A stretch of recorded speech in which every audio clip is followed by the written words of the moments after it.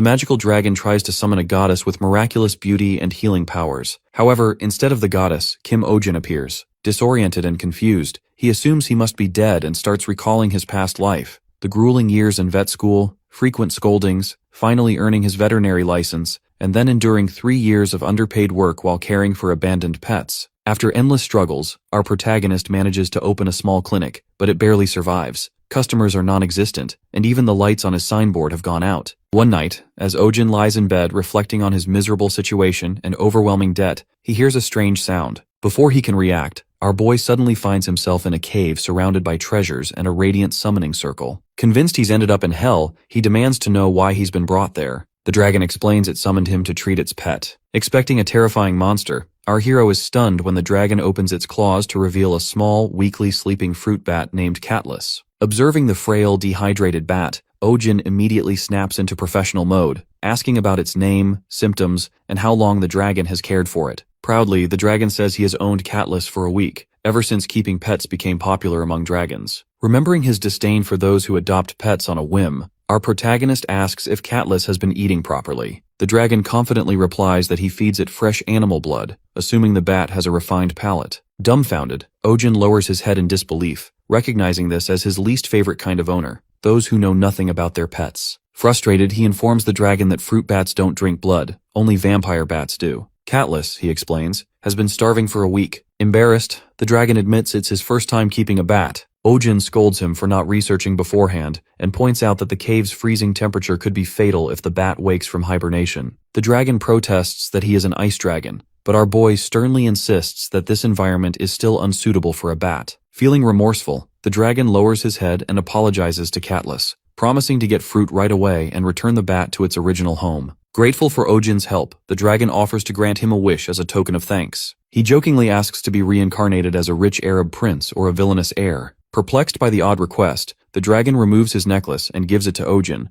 explaining that it is a magical pendant capable of granting any wish, provided it is not fueled by ill intent. As the pendant begins to glow, our protagonist concludes he must be in the afterlife. Just before vanishing, he quickly wishes to return to the early days of Bitcoin. The dragon watches as Ohjin disappears, then hurries to prepare fruit for Catless, still puzzled by the strange goddess he had summoned. Moments later, our hero finds himself standing in a bustling street filled with people, noise, and the aroma of food. Still bewildered, he wonders if this is reincarnation or possession. A fruit seller, noticing his odd attire, asks if he is a traveler, and explains that he is in the Belmore region, famous for its inns and markets. Before he can respond, chaos erupts as a giant rabbit charges down the street, devouring fallen carrots. People scream and scatter, but Ohjin remains frozen, marveling at the sight of a monster roaming freely among people. The fruit seller warns him that it's Lord Belmore's pet and urges him to run. Then, Ohjin spots a small girl crying in front of the rabbit. Without hesitation, our boy rushes forward, grabs her, and pulls her away just before the creature can reach her. As the rabbit lunges again, his pendant glows, and a blue leash materializes around it. The crowd gasps, murmuring that he must be a wizard.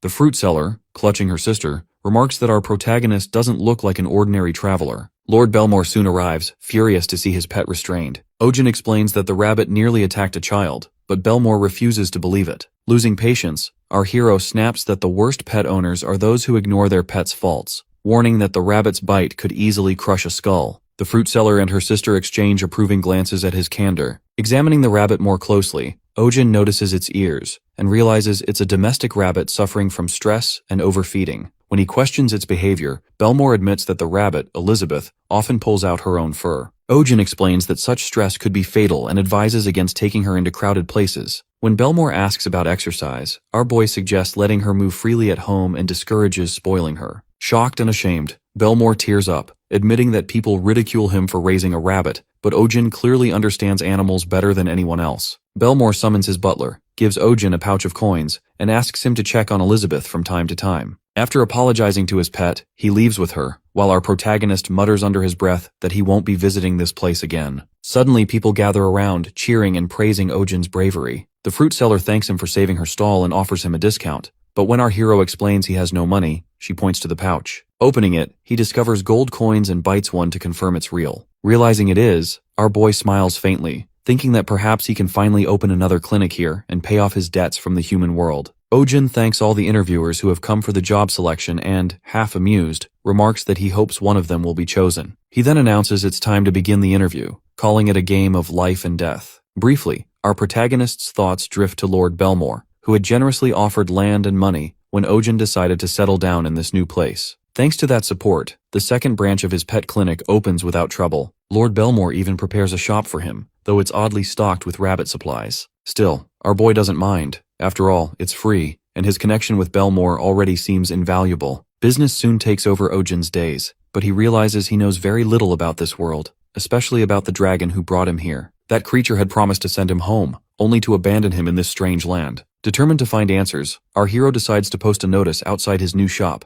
Animal Hospital Hiring Staff. Maybe he'll find someone who can manage both assistant and technician duties. When interviews begin, Ohjin sits upright, studying the line of applicants. The first candidate, Thomas, proudly discusses his noble background, strict father, and gentle mother. Our protagonist listens for a moment, but soon grows weary of the man's self-importance. The next candidate, Philip, claims his family has been in the animal business for generations. This sounds promising at first, until he reveals they run a butcher shop. That's enough for Ohjin to mentally cross him off the list. Apparently, finding normal people in this world is more challenging than expected. The third candidate steps forward, a man with a pale, tense expression and eyes that spell trouble. Our boy reminds himself not to judge by appearances, but his patience snaps when the man suddenly throws himself to the floor, begging to be hired. That seals it. Ohjin decides he will absolutely judge people by how they look from now on. Before he can respond, a young woman steps out from the line of applicants. Without a word, she punches the man in the face, sending him flying across the room. She introduces herself as Selena, a roaming animal expert with experience in basic treatments. Her confidence and composure leave a strong impression, so Ohjin hires her on the spot. The next afternoon, our protagonist sits inside his cozy new clinic, basking in the warm sunlight streaming through the window. It's already noon, and Selena still hasn't shown up. Maybe he hired too hastily again. He debates whether to post another job notice when there's a knock at the door. Expecting his new assistant, he opens it, only to find an unfamiliar man standing there. Minutes later, the man is seated comfortably, sipping tea while Ohjin smiles politely. Inside, though, our hero is celebrating. He's finally gotten his first customer, marking the first step toward paying off his debts. He thinks back to his previous clinic, the one that failed due to his short temper. He vividly remembers snapping at a customer who refused to brush their dog's teeth, yelling until his reputation as a rude and insane vet spread like wildfire. This time, however, Ohjin resolves to smile, stay calm, and charm money right out of his clients' wallets. Returning to the present, he asks about the man's pet. The stranger grins and points to his pocket, revealing a small lizard named Pojak. Our boy is almost relieved. It appears to be a normal creature for once, rather than one of the bizarre animals that usually populate this world. That relief is short-lived when the man casually admits to grabbing its tail until it fell off. Ohjin fights the urge to scold him and shifts his focus to the lizard. He carefully examines Pojak and notices its skin is dry and red, clear signs of improper shedding. When he mentions this, the man warns that Pojak can be aggressive. Almost immediately, the little creature proves him right by spitting a burst of fire straight at our protagonist. Before Ohjin can react, Selena bursts through the door and knocks him aside, saving him from the attack. The flames scorch the wall behind them. Dazed and bleeding slightly from his mouth, Ohjin mutters that getting hit might have been less painful. As he regains his composure, he realizes his first patient at the new branch is a salamander, a fire-breathing lizard that can't be handled bare-handed. He wonders if the clinic even has anything fireproof. Meanwhile, the man gazes dreamily at Selena, calling her beautiful, while she questions him about where he found the creature. He proudly explains he picked it up from the mountain behind the village, claiming it was love at first sight. Selena tells him that keeping a salamander is illegal, as they're endangered due to overhunting. Still, she reassures him that if they claim to be holding it temporarily for medical treatment, the authorities will likely overlook it as long as he releases the animal afterward. However, the man clutches Pojak tightly, his eyes filling with tears, and refuses to let go. Suddenly he bolts for the door, shouting that no one can separate him from his beloved salamander. Ohjin stands in disbelief, staring at the open doorway. Selena hesitates for a moment before our hero snaps at her to go after him. And just like that, the clinic's very first examination turns into a ridiculous chase through town, a fitting beginning to another unpredictable chapter in Ohjin's new life. Ohjin sends Selena ahead to chase after the man, and the market bursts into motion. The fruit stall lady, who had just been humming about how peaceful things felt without the Lord Reverend's constant interference, quickly realizes that peace never lasts. She ducks behind her stall as the commotion sweeps by, deciding it's best to remain uninvolved. The man darts through the crowd, clutching something tightly to his chest with desperate determination, while our boy follows, out of breath but unwilling to give up. The stall lady watches the chaos and murmurs that whatever is happening, it's not her concern. The fleeing man mutters frantically about people trying to steal Pojak from him. Our protagonist and Selina continue the chase until exhaustion finally slows them down. Catching her breath, she remarks that Ohjin could use more exercise, then refocuses on the salamander's urgent condition. He admits the creature's molt has layered dangerously and requires immediate help. Selina's expression hardens as she recalls the risk. A salamander that fails to molt will eventually erupt, its inner fire destroying everything nearby. There's no time to rest. They must find the creature before disaster strikes. Meanwhile, believing he's safe, the man returns home. Relieved, he places Pojak on the table, calling it fate that they're together. His euphoria quickly transforms into artistic inspiration as he begins to sing, letting a strange melody fill the air. Suddenly panic replaces his creative mood when Pojak's body trembles and bursts into flames. In moments, his home is engulfed in fire. Coughing amid the smoke, the man tries to reason with the salamander, reaching out as though affection could calm the blaze. Pojak answers with another fiery blast, the flames growing even fiercer. Selina arrives just in time to drag the man to safety, while our hero braces himself against the heat, determined to restrain the creature gone wild. He ruefully thinks a fire extinguisher would be useful right about now,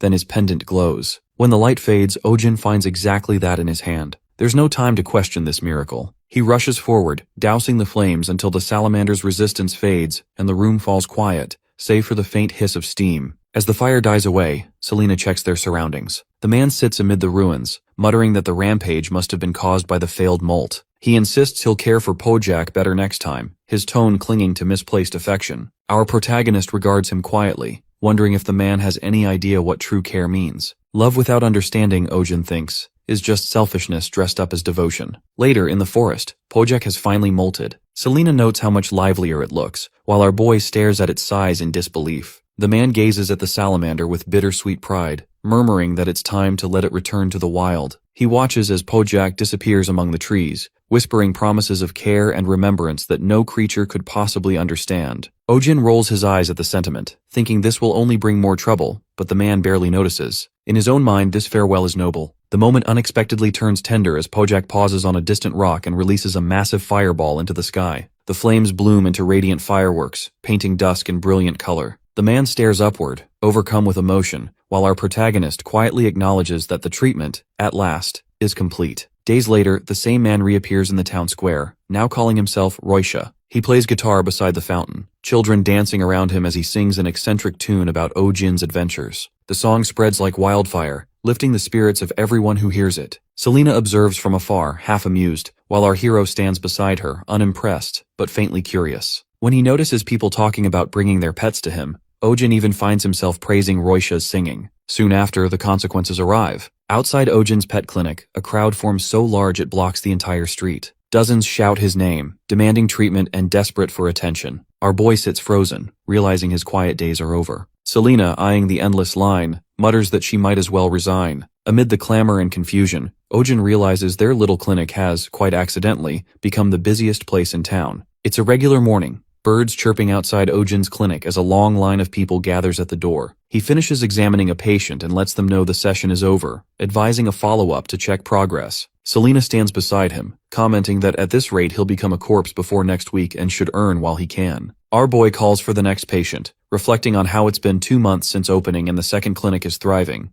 thanks in part to those cheerful morning birds. The first few days were rough with so many customers, but after seeing the earnings, things settled down. A customer pokes their head in and asks if they're still open. Selina immediately says they're closed, but Ohjin lets the person in anyway. While treating the patient, our protagonist reflects on what he's learned about this world. Outside, people chat about their pets. One mentions Coco hasn't been eating well, another points out a cat's bloodshot eye. Dogs and cats remain close to humans here, though their illnesses can be quite different. Later, Ohjin stretches, remarking that the day has been exhausting. Selina informs him the next case is the last. Curious, he asks what animal it is, and Selina explains it's a shaman, once used for hunting, now popular pets, but aggressive toward anyone except their owners, leading to the highest abandonment rate. Our hero mutters that people who buy pets just to follow trends ought to disappear. He recalls hearing that shamans can grow as tall as a person's torso, with claws and teeth sharp enough to pierce a wild boar's hide. Selina warns him to be careful. The next customer presents a shaman pup, visibly exhausted and only 2 months old. The owner explains it's been limping since yesterday.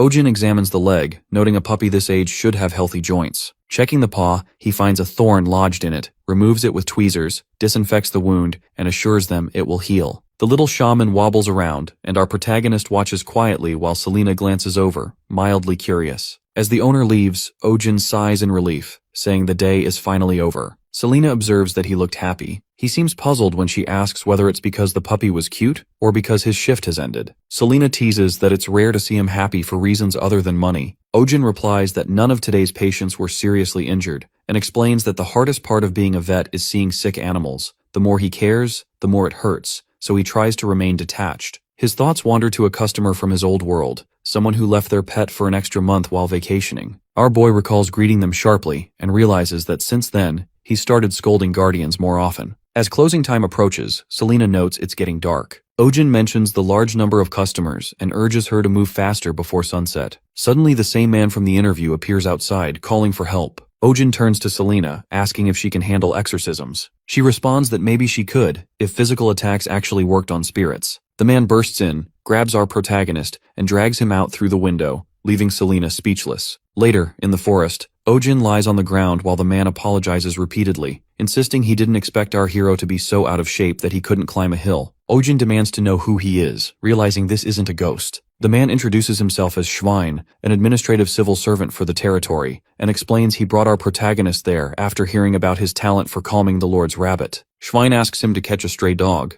Ohjin refuses, arguing he's a vet, not an animal rescuer. Selena, appearing nearby, adds pointedly that they're not a rescue team. Schwein insists they're the only hope left, explaining that 2 months ago the stray took over a spot in the middle of the mountain, right where their new trail construction is set to begin. They've tried to catch it, but the dog is too fast, and construction starts the day after tomorrow. If they can't capture it, troops will be sent, and the animal will be killed on sight. Our hero falls silent before finally asking where the dog is now, clarifying he's never captured animals, and only wants to observe first. Schwein agrees, saying it's a bit further up the mountain. Ohjin reminds him he hasn't agreed yet. He's just there to take a look. Selena, with a knowing smile, remarks that he's definitely going to end up doing it. At the site, Schwein points out where the stray usually stays. Suddenly, a noise catches their attention, and a shaman emerges from the shadows. Ohjin recognizes it at once, while Selena notes that many people raise shamans, but just as many end up abandoning them. Many people keep shamans these days because it has become a trend, yet most end up neglected and forgotten. When Ohjin observes the state of the shaman before him, he can tell it has been surviving alone for nearly 2 months, and probably hasn't eaten properly that entire time. Suddenly, a strange sound echoes from the forest, startling everyone. Assuming it to be some sort of monster, our protagonist turns toward the noise, just as the shaman lets out a piercing shriek and lunges at him. Selena swiftly steps in, pulling our boy out of harm's way and warning that it's dangerous to stay so close. Ohjin remarks that turning your back and running from an enraged dog is the worst possible reaction, while Selena retorts that doing nothing would just let the animal tear them apart. Then our hero explains that running will only provoke the creature further. They need to find a way to divert its focus. Before he can finish his thought, the shaman unexpectedly goes still. Everyone freezes, stunned by the sudden calm, and our protagonist wonders aloud why it stopped. He recalls Schwein describing the animal as a hunting dog, and points out that such a creature, if truly angered, wouldn't retreat so easily. Yet right before their eyes, the shaman quietly wanders back into the forest. Selena mutters that no one can truly grasp what goes on in a dog's mind. Meanwhile, Schwein explains how the creature frequently chases people away, its behavior having become such a nuisance that villagers from the nearby settlement send in constant complaints. As Ohjin listens, he sinks into thought before curiosity takes hold. He asks what kind of complaints they've received, and Schwein describes how the locals refer to the animal as a vicious beast that roams the mountain, one they consider dangerous and demand to be captured. Our hero reflects on this, then wonders aloud if anyone has ever actually been injured by it. Schwein starts to agree instinctively, but, after pausing for a moment, admits that not a single person has ever been harmed. Turning to Selena, our protagonist recalls that she once mentioned the loyalty of shamans toward their masters, and asks if she still believes it. Selena confirms that she does, and Ohjin's expression shifts slightly, as though something has just clicked in his mind. The next morning, Ohjin and Selena set out toward the nearest village at the base of the mountain. Their focus shifts from confronting the stray to uncovering the story behind it. Now, our boy seeks the dog's former owner, believing that understanding its past is the key to reaching it. Though time is short and other methods might seem easier, he knows that simply trapping the animal with food will not work. The dog's frail, hungry body speaks of something stronger than instinct, an unbroken bond that hunger cannot override. As they walk, memories and thoughts intertwine in Ohjin's mind. He remembers how some owners issue a gentle command for their pets to stay, assuring them they'll return soon, only to disappear and never come back. That same kind of loyalty and betrayal must lie at the heart of this dog's suffering. Our protagonist has seen people capable of abandoning those who trust them most, and the idea fills him with quiet anger. Resolute, our hero promises himself that when they finally uncover the owner, that person will be forced to confront what they've done, and witness how the loyal creature they left behind has endured. As they begin making inquiries throughout the village, a pattern quickly emerges. A local tells Ohjin that a woman named Gabrielle's husband has been unable to continue his work because of the dog that roams the mountain. Parents refuse to let their children near the forest, fearful of what lurks there, and even passing youngsters echo the same stories of danger. An old man vaguely mutters about losing money many years ago, though his words seem disconnected from the rest. Still, one truth becomes clear. The entire village harbors a deep resentment toward the stray. After hours of questioning, our boy and Selina stop at a quiet corner of the street, weary from hearing the same fearful accounts. Ohjin begins to suspect that perhaps the dog's owner isn't from this village at all. Selina agrees, noting that if nothing else, everyone they've met shares a common hostility toward the animal. It's then that a woman with long hair approaches them. She has overheard their questions, and, with a solemn expression, mentions that they're looking for Jake, the man who once owned the dog. She urges them to follow her and leads them toward Jake's house. Ohjin notices how distant the home is, almost hidden among the trees, and the woman explains that Jake lived alone, separated from the villagers, which is why so few people knew him. When they reach the small wooden house, she stops near a modest grave by the entrance, and quietly reveals that Jake died 2 months earlier in a landslide. She explains he had no family, and that she herself arranged the funeral. Furthermore, she insists that Jake never abandoned his dog, he simply never made it back. The woman also confesses she once tried to bring the dog home but failed, and now, with sadness heavy in her tone, she begs them to help the animal, whom she calls Max. The weight of her words sinks deeply into Ohjin. A quiet remorse fills him as he realizes how wrongly he had judged the situation. Our hero offers a silent prayer for Jake's peace, expressing his regret, and makes a firm promise that they will save Max, no matter what it requires. Later, back in the forest, Schwein remarks to the officers who have just arrived that he expected them the following day, noting they must have finished their prior mission earlier than anticipated. He suggests postponing their current task, to kill Max, until tomorrow, but the officers dismiss the idea. One of them insists there's no reason to wait, and that the matter should be handled immediately. Since the villagers already despise the dog, he reasons, no one will object if they ended a day ahead of schedule. Back at Jake's house, Ohjin steps inside and immediately notices the scent of herbal medicine lingering in the air, a clear sign that Jake was a herbalist. Selina suggests taking anything carrying the owner's scent for now, and points toward some clothes hanging nearby. Our hero's eyes drift to a photo frame on the shelf, showing Jake and Max together. He wonders what could have happened to someone who cared so deeply for his dog. Then Selina notices a photograph on the wall and points it out. It's a picture of a mandrake. She remarks that Jake must have been searching for one. Our boy recalls seeing a mandrake in a movie once, and Selina explains that it's the plant that screams, a rare and extremely difficult specimen to collect. Both remember the strange noise from the forest the previous day. Despite its danger, the mandrake is incredibly valuable, something every herbalist dreams of finding. Meanwhile, Max sits in front of his cave, staring at the sky, lost in thought as he remembers his owner. It was raining that day when he and Jake took shelter inside the cave. Jake laughed at the sudden downpour, wondering if they should wait until it stopped before heading out. Lighting a fire, he placed a woolen blanket over Max, telling him to stay still or he'd catch a cold. Max cuddled close, and Jake, though exhausted, smiled and said they were lucky to have found shelter. While looking around,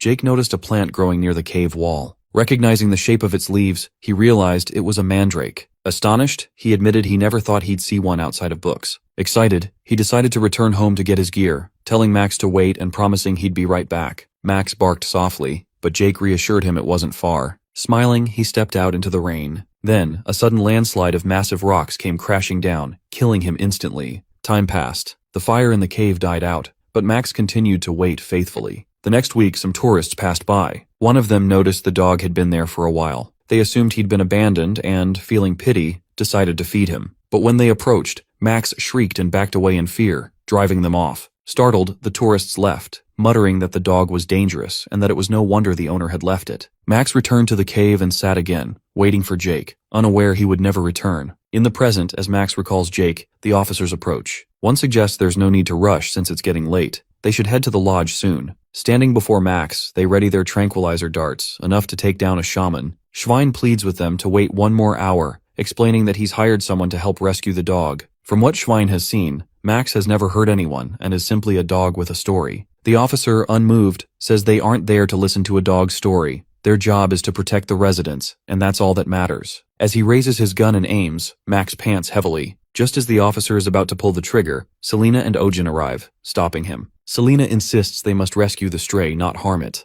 At that moment, Max sees an illusion of his owner standing before him, smiling gently. The figure tells him that he's come to get him and that Max has waited a long time. Overcome with joy, Max moves forward, tail wagging, believing his owner has finally returned. Our protagonist steps closer, his voice low and soft as he admits he isn't the one Max has been waiting for, but tells him it's time to go home. A lone night settles over the forest, where a deer runs for its life, chased by a wild creature whose glowing yellow eyes cut through the darkness. Its sharp shriek echoes through the trees, shattering the stillness of the woods. By morning, the quiet inside Ohjin's clinic is disrupted as a customer bursts in, frantically begging for help with their pet. Our hero looks down to find a ping-ping panda so overweight it can hardly roll over. He mutters in disbelief while the owner insists the panda has grown weak and barely eats, only 7 meals a day now. Ohjin sighs, warning that if it doesn't regain a healthy weight, it could fall gravely ill. The owner looks shocked, unwilling to believe it, and our boy calls for the next patient without another word. Schwein steps in with his usual courteous smile, greeting our protagonist politely. The sight of him reminds Ohjin of Max,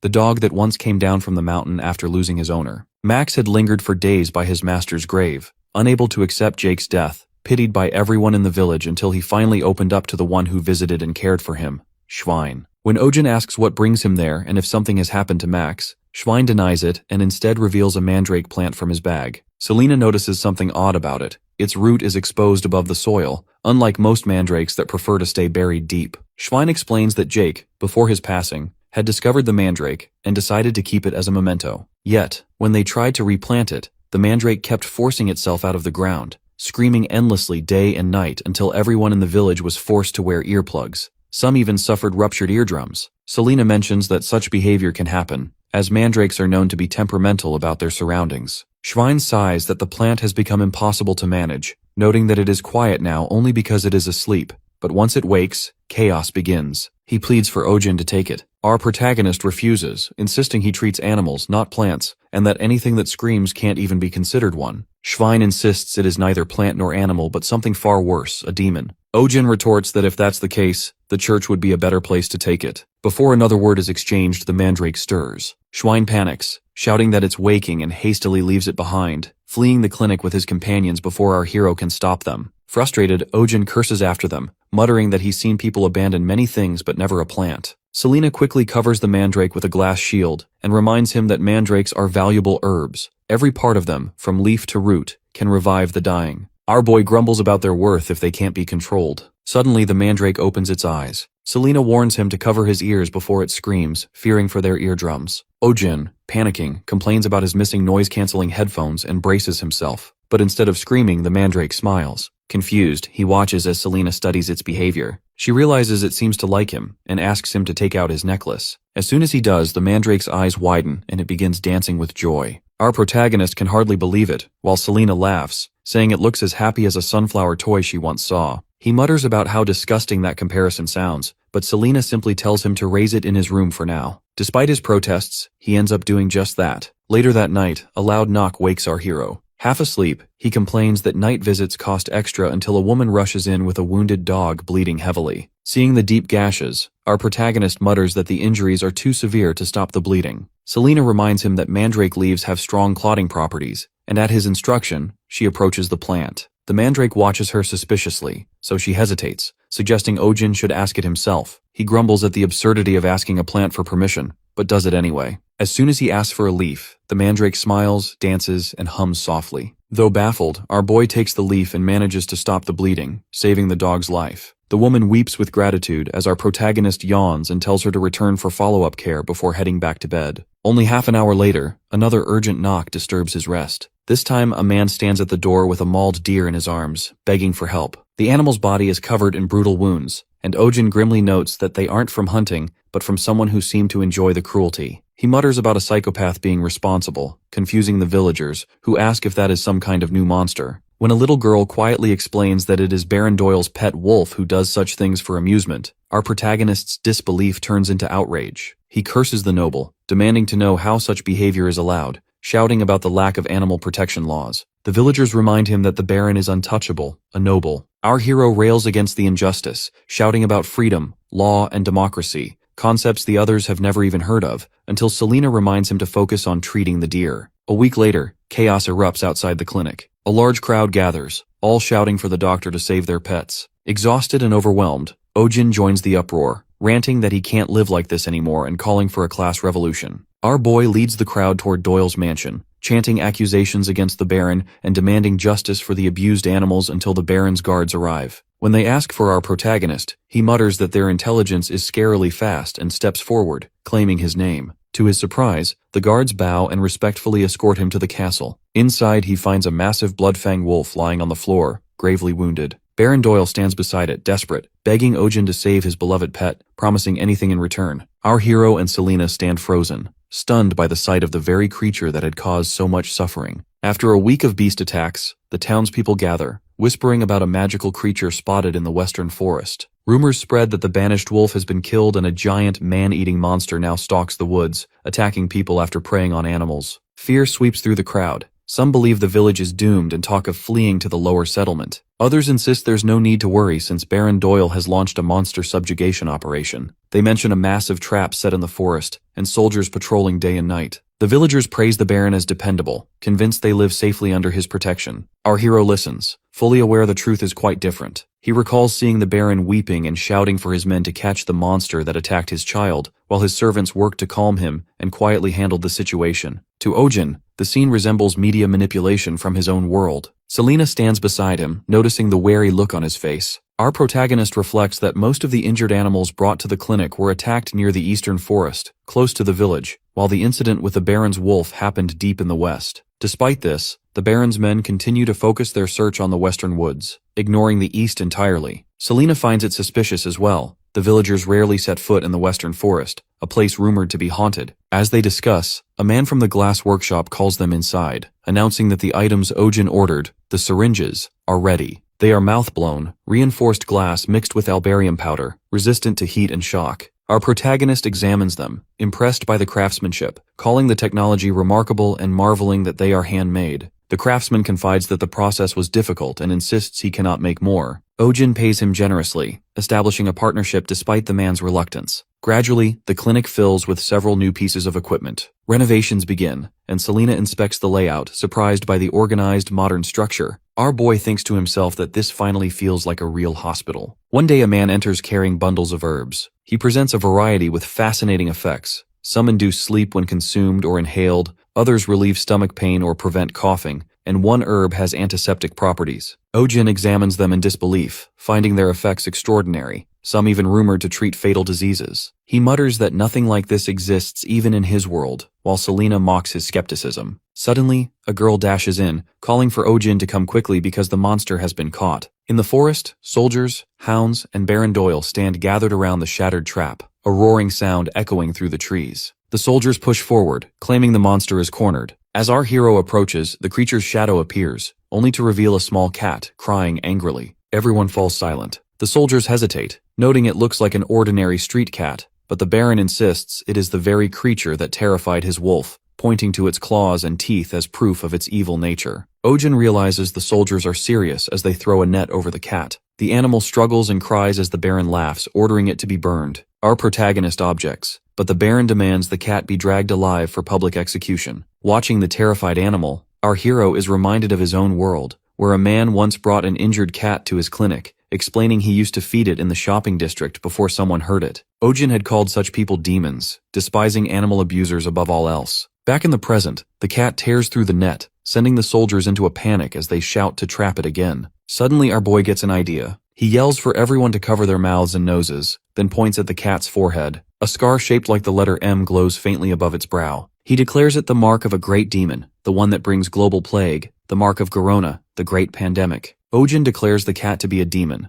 the very embodiment of the great plague, claiming the infection first spread through rats, then passed to a cat that devoured the infected rodents and absorbed their dark magic, becoming an even stronger carrier of disease. According to our protagonist, this cat is the source of the coming disaster. Once the illness begins to spread, he warns, half the population will disappear. The people, already ready to kill the cat, listen in disbelief. The soldiers scoff at his claim, and even Baron Doyle presses for the truth. doubting our hero's story. Despite their skepticism, Ohjin stands firm, recalling a world much like this one that once waged war against a similar plague, a world filled with masks, fear, and chaos. He insists the creature may indeed carry demonic energy, but is still young enough to suppress. Our boy adds that, in his world, a cure was found, and the same might be possible here. Turning to Selena, Ohjin silently hopes she'll back his bluff. She does, calmly explaining that with the cat's blood and the right herbs, it might be possible to create a cure. Outwardly composed, our hero worries his ruse might fail. The soldiers mock the story as foolish, but before tensions rise further, the Baron grants Ohjin a week. Within that time, he is to heal the creature and present it at the castle, after which the cat will be executed publicly. Back at the clinic, our protagonist exhales in relief, thanking Selena for her quick thinking, and impressed at how convincingly she played along. She replies that she hadn't lied. Technically, a cure could be made using the creature and mandrake roots, though it would require hundreds of mandrakes. She asks why he wants to save the animal, warning that once it awakens, its strength may be impossible to control. Ohjin explains that this cat isn't the one responsible for the village attacks. He shows records of animal injuries, pointing out that the wounds differ in both size and shape from those the cat could have inflicted.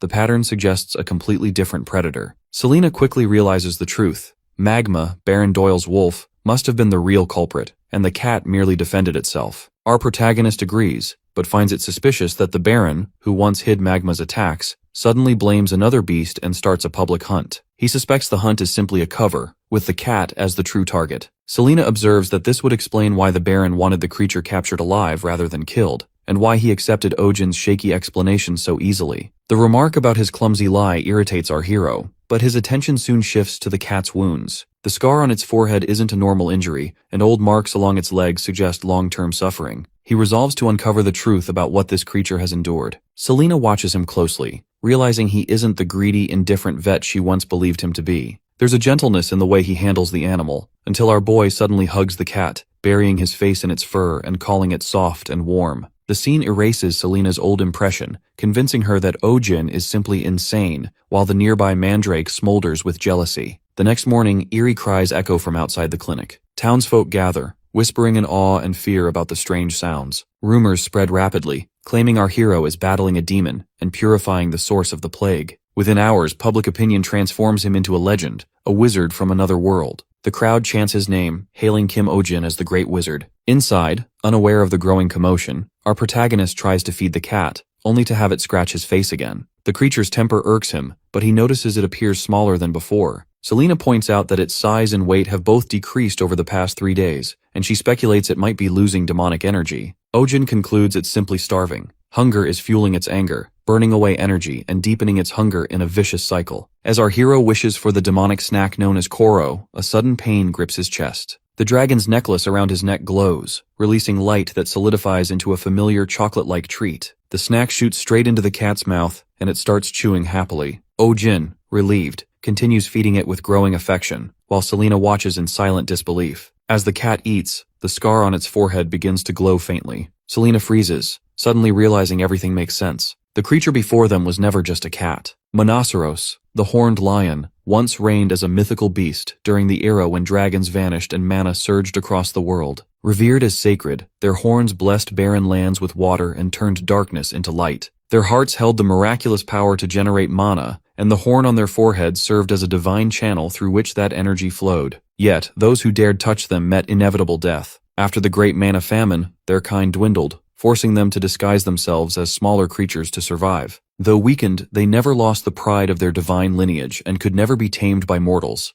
except by one entity, the spirit of healing. At the clinic, the small cat finally passes stool, and Ohjin, relieved, praises it while feeding it choro. Selena, watching, wonders whether it's wise to keep luring the creature with the demonic treat. That same night, at Baron Doyle's mansion, a spy reports to him that the cat has been eating obediently, and that our boy holds it in his arms like a child. The Baron, doubtful, listens as his soldiers kneel beside him, their voices uneasy. They speak of the devil's lion and the rumored plague, warning that the creature may not be ordinary. They recall that no human has ever tamed a monoceros, even a weakened one. In the worst cases, the mana inside their bodies can corrupt into poison, turning them into living bombs. Their power, they say, could bring an entire nation to ruin. Baron Doyle, unsettled, remembers Ohjin's words about a plague that once consumed his world, a battle humanity fought for years. He also recalls that monoceros were said to reject all food offered by humans, Now he begins to wonder whether our protagonist knows something no one else does. The following morning, the clinic hums with activity. The new assistant, Pio, acting as receptionist, calls for the next patient to enter the exam room. The space feels lively and organized, just as a proper clinic should. Meanwhile, Selena scolds a noisy patient whose animal refuses to stay still. Her irritation grows, and in a flash of temper, she silences the commotion with magic, startling everyone.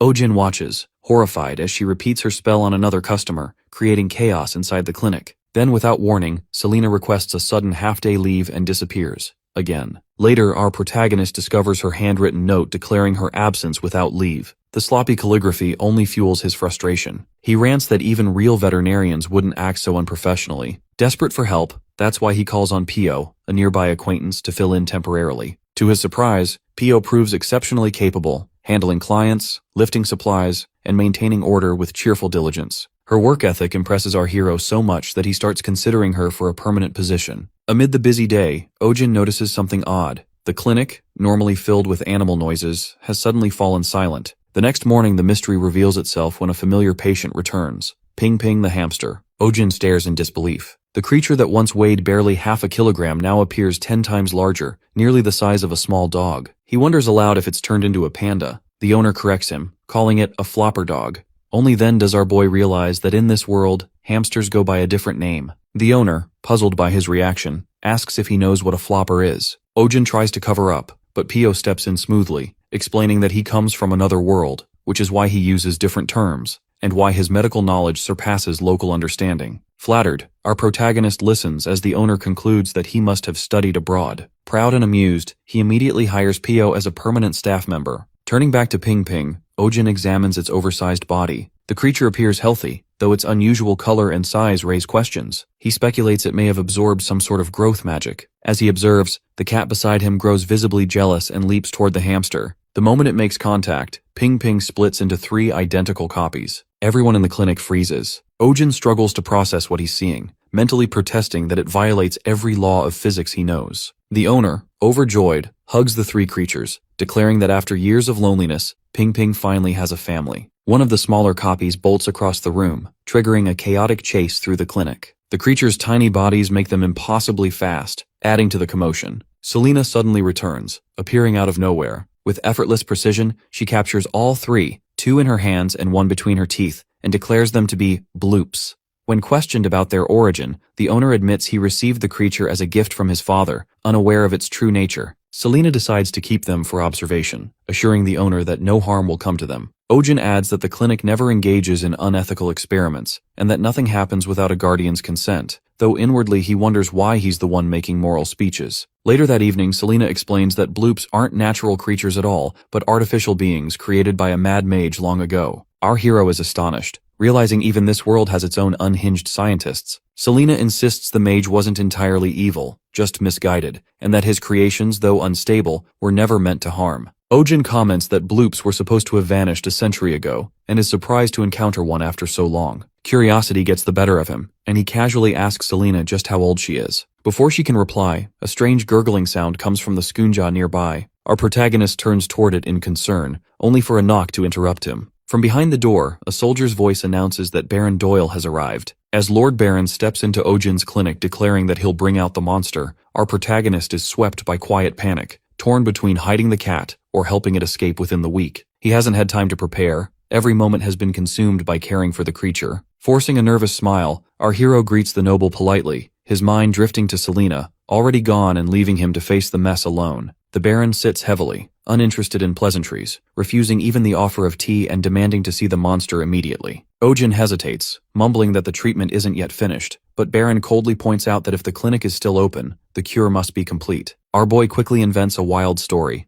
A mishap during the exorcism caused a mysterious imprint to appear between him and the cat, binding them together so they can no longer be separated. Baron's men exchange skeptical looks, muttering that he must be insane to expect anyone to believe such nonsense. Realizing his story is unraveling, our protagonist shifts tactics, questioning why Baron has another black cat locked away in his manor's dungeon. The accusation startles the noble. For a moment, his composure falters. Ohjin presses harder, accusing him of plotting to swap out the real cat for an innocent one. Baron, angered and defensive, denies it. shifting blame by insisting that the animal attacks plaguing the village were caused not by Sunja, but by Ohjin's own recklessness. Our hero counters that the real culprit was the Baron's own wolf, producing a medical chart as proof. The wounds on victims match the wolf's claws. One of the men snatches the documents, rips them apart, and mocks him. Our protagonist can only grit his teeth, silently cursing the lack of digital records in this world. Suddenly, one of the Baron's men shoves Ohjin aside and approaches Sunja's cage. The cat hisses and lashes out, clawing at the intruder.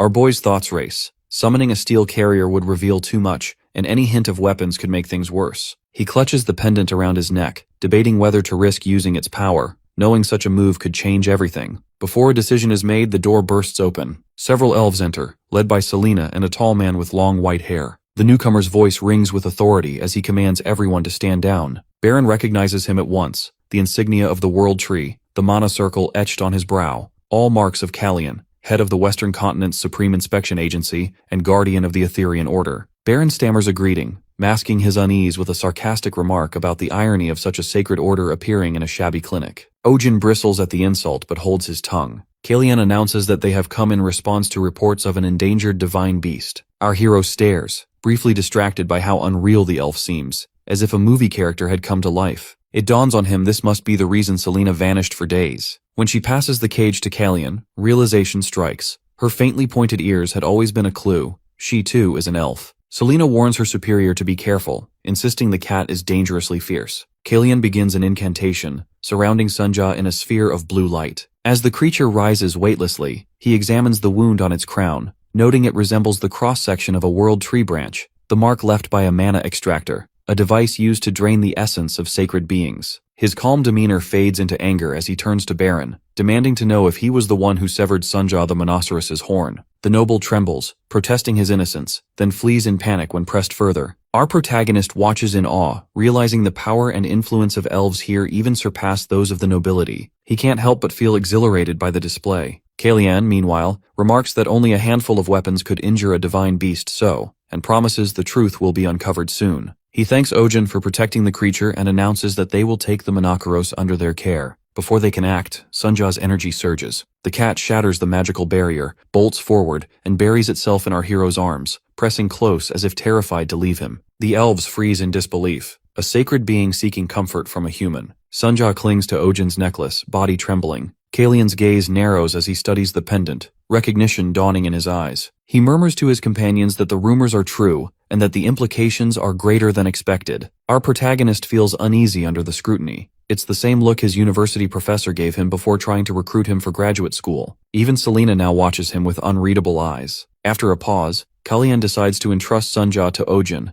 explaining that although standard procedure would be to bring both human and beast to headquarters for investigation, Selena's presence inspires enough trust. She only shrugs, her boredom apparent. Our boy can't help but question her lack of enthusiasm, wondering how she manages to remain so calm through everything. Kallian performs another spell, conjuring a delicate necklace and placing it around Sunja's neck. The charm glows faintly with protective magic, designed to help the creature regain power in place of its lost horn. Sunja squirms, clearly irritated by the adornment. One of the elves explains the enchantment also contains an emergency signal, allowing them to sense instantly if the creature falls into danger. Ohjin marvels at their magical sophistication. It's practically an automatic rescue system. Kallian then produces a ring and presents it to our hero as a token of gratitude, explaining that it shares the authority of the Celestian family along with similar protective magic. Ohjin accepts hesitantly, half honored, half anxious about what burdens the gift might bring. Kallian smiles kindly and insists on placing it himself. Though awkward, our protagonist allows it. The elves murmur their approval, noting the ring suits him perfectly. He glances at the shining band on his finger, still uncertain what sort of fate he's just stepped into. Kim Ohjin has been single since birth, and now the first ring of his life sits on his hand, an elf's ring glowing faintly with magic that feels far too suspicious. Something about it makes him uneasy. He tries to decline politely, apologizing and saying he can't accept such a gift. Kallian, puzzled, asks why, but our hero explains that, as someone who works with his hands, accessories just get in the way. Kallian suggests he think of it as armor rather than jewelry, though inwardly he notes that Ohjin seems completely out of touch. Still, our protagonist holds firm, repeating that wearing anything on his hands would interfere with his work as a doctor. Kallian doesn't argue further. Instead, he murmurs a short chant, and the ring dissolves into light, reshaping itself into a tattoo on Ohjin's finger. It looks unexpectedly cool. Kallian instructs him to place the emblem over his heart and say his family name, When Ohjin does, his finger glows, and a holographic projection of Kalian appears before him. The elf explains that this magic enables remote communication, a spell for voice and image transmission, and invites him to try saying light. Our boy repeats the word, and a small beam bursts from his fingertip. The elves watch with faint amusement as he waves his hand excitedly, genuinely impressed by the spell. Kalian assures him there are other functions he'll discover over time, but the most important is the protection enchantment bound within it. Ohjin expresses his gratitude, still unsettled by how the ring transformed into a tattoo that feels so advanced. Selena looks on, faintly amused, recalling how adamantly he refused the ring but now seems pleased with the result. Kalian's attention shifts to the necklace around our protagonist's neck, and curiosity flickers across his face. When Ohjin explains it came from a dragon, the elves are stunned. Dragons are believed to have vanished 1,000 years ago. He clarifies that he heard the same, but explains he once treated a dragon's sick pet as a healer. In return, the dragon gave him the necklace and promised to send him home, but instead, Ohjin ended up in this world by mistake. Realizing once again how deeply everyone here understands magic, our hero asks if anyone knows how to send him back. Before he finishes, all three elves stare at him wide-eyed, then kneel. They begin chanting reverently to the spirit of healing, thanking fate for granting them the honor of meeting him. Ohjin freezes in bewilderment. They really think he's some kind of divine being. Our boy protests, insisting they're mistaken. He's just an ordinary human caught up in a dragon's error, and the dragon's pet wasn't even seriously ill, just neglected. Kalian, however, points out that he still received a necklace imbued with a dragon's power. Ohjin mutters that he only accepted it for travel expenses after being thrown into another world against his will. Kalian takes his hand solemnly and explains that their world faces a grave crisis. Mana, the sacred energy sustaining all life, is fading. Once it flowed abundantly, but since the dragon's extinction, it has dwindled, causing divine beasts to vanish and the very world to wither. If the depletion continues, the next generation won't survive. To combat this, the world's leaders formed the Etherian Order, an organization dedicated to preserving mana and restoring balance. Our protagonist, half listening, interprets it as something like a magical environmental agency. Kalian continues, saying that ancient legend speaks of the spirit of healing, a being bearing a dragon's authority who would one day save the world. When he says this, all eyes turn to Ohjin. He points to himself in disbelief, asking if they really mean him. Kalian nods solemnly, confirming that they have awaited his arrival for centuries. Our hero tries to explain again that they're completely mistaken, but the elves are already bowing deeply, pledging their lives in service to the spirit of healing. The Celestian family and the Etherian Order both vow to protect him. Our protagonist feels the weight of their devotion crushing down, his thoughts spinning. He wants to scream that it's all nonsense, that the dragon who brought him here must have been insane. Inwardly, he curses the creature, wondering what kind of joke this is. The next morning, the chaos of divine misunderstandings gives way to the familiar routine of his clinic. A customer arrives carrying a flying fish and explains it can no longer fly. Ohjin examines it carefully and determines that its nutrition is fine, it's simply aging. The owner looks disappointed, asking if there's any way to slow the process or help it regain flight. Our protagonist gently explains that aging is natural and inevitable,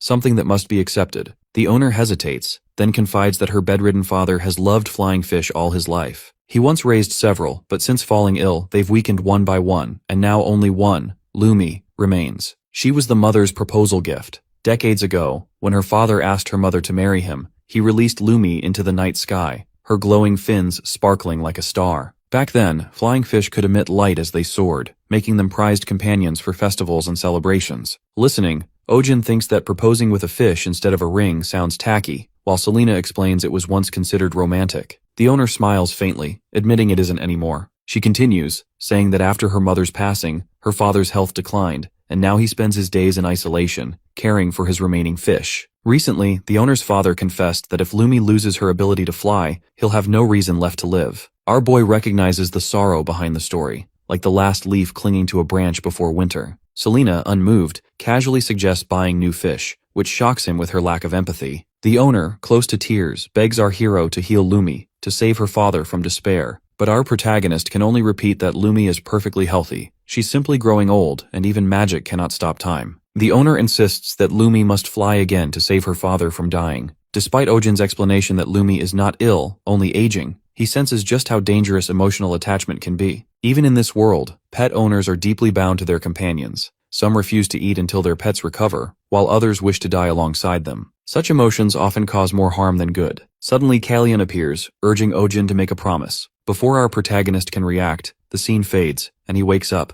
It had all been a dream. In the morning, our hero greets Pio, who immediately notices the dark circles under his eyes. She confesses she also stayed up through the night. Pio assumes he was worrying about Lumi, the flying fish, though he denies it. She reflects that the fish's condition might not be due to aging, but to a lack of mana. She recalls that, when she was young, the glow of flying fish dimmed as the world's mana began to decline, and as mana in the air weakened, the fish gradually lost their ability to fly. Ohjin realizes the situation is much like environmental pollution in his own world. The ecosystem here is collapsing in a similar way. He remembers the elves' words about him being destined to save this world. Selena joins the conversation, confirming that the problem extends beyond flying fish. Many animals are falling ill. What's often labeled as aging or unknown illness is actually caused by mana depletion. The clearest proof, she says, is Monokoros, who was once a lion. Our boy recalls that Sunja was originally a lion as well, and though she looks adorable as a cat now, he wonders what her true form was like. He pictures her grooming herself in the same way, even as a lion. A thought occurs to our protagonist. He asks Pio what illness typically affects guardians of the flying fish. She recalls it as a condition that weakens bones, causing easy fractures. Ohjin asks Selena about the usual medicine prescribed. She names bloom root for bone healing, blood root for pain relief, and other supportive herbs. When he asks about side effects, Selena mentions that blood root causes fatigue and nerve dulling over time. Our hero immediately recognizes this as the issue and requests a medicine to counter those effects. Selena replies that such a medicine exists, but it cancels out the original effects. Still, our boy insists on knowing how to make it. Selena gestures behind her, and our protagonist realizes she means the mandrake. As he approaches, the mandrake frowns. Ohjin explains that he only needs a few leaves, but the plant suddenly screams so loudly that everyone, Selena, Pio, and our hero, covers their ears. The mandrake starts crying, leaving him frustrated. Pio suggests that perhaps it feels neglected since he's been focused on Sunja lately. Our protagonist admits that he feels awkward around plants. Pio advises him to give it a name at least. When he hesitates, the mandrake cries even louder. Defeated, he names it Kim Mandol. Immediately, the plant stops crying and begins dancing happily. Ohjin takes 2 leaves, thinking to himself how unsettlingly affectionate the plants and animals of this world are. Selena quietly observes, then asks to see his necklace. She examines it, finding nothing unusual. When she puts it on and tries to pet Sunja and Mandol, both react aggressively. Selena concludes that the necklace's bond works only for Ohjin. She asks how he activates its power, and he explains that focusing his thoughts creates a tightness in his chest, which then releases energy. Selena realizes that this power might be linked to his heart. Ohjin adds that touching the necklace draws the creatures to him, as if they're expecting food. While feeding Sunja his favorite churro snack, Selena notices the glow of energy and deduces that our boy is unknowingly feeding his mana to the creatures. The thought alarms her. Such a connection could be dangerous. Meanwhile, Pio announces that the crushed leaves are ready and has prepared a potion from them. She asks if she should bring another batch, and our hero agrees. Selena watches him in silence, deep in thought. Everything about Kim Ohjin, the energy around him, the way life responds to his presence, seems beyond ordinary. For the first time, she begins to wonder if he truly is the spirit of healing the legends spoke of. At Luriel's mansion, she enters her father's room with his medicine and finds him lying on the floor. She rushes to help him up,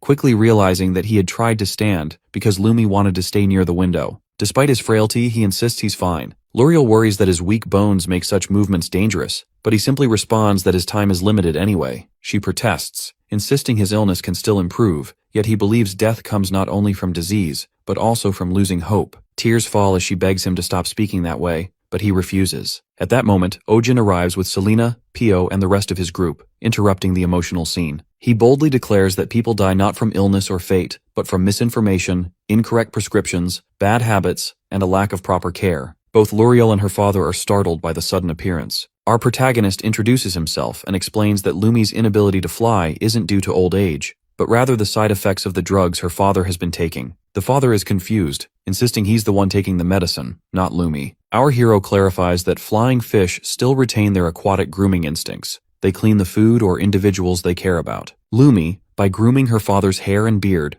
absorbed the medicine's residue through contact. Luriel recalls how Lumi had spent nights near her father, brushing against him. The old man realizes the truth and mutters that this explains why his beard always appeared so shiny. Ohjin confirms this and presents syringes containing the cure he developed. He explains that the fish will regain its energy within a day or two. The father jokes he'll shave everything off to avoid repeating the problem. Our protagonist begins the treatment, holding each fish while Pio restrains them so he can inject the medicine. When finished, he notes that it's a fast-acting drug. Moments later, Lumi begins to stir and suddenly lifts into the air, glowing faintly as she flies toward the father. He gazes at her, realizing it isn't a dream. One by one, the other fish begin to glow and rise. their bodies emitting a soft blue light. The entire room fills with shimmering brightness as the fish circle above. Luriel and her father watch in awe. The sight reminds her father of the day he proposed to her mother, using glowing fish that soared into the sky just like this. Holding Lumi, he is deeply moved. Pio observes quietly, understanding that the reaction came from contact with Ohjin's blood and mana,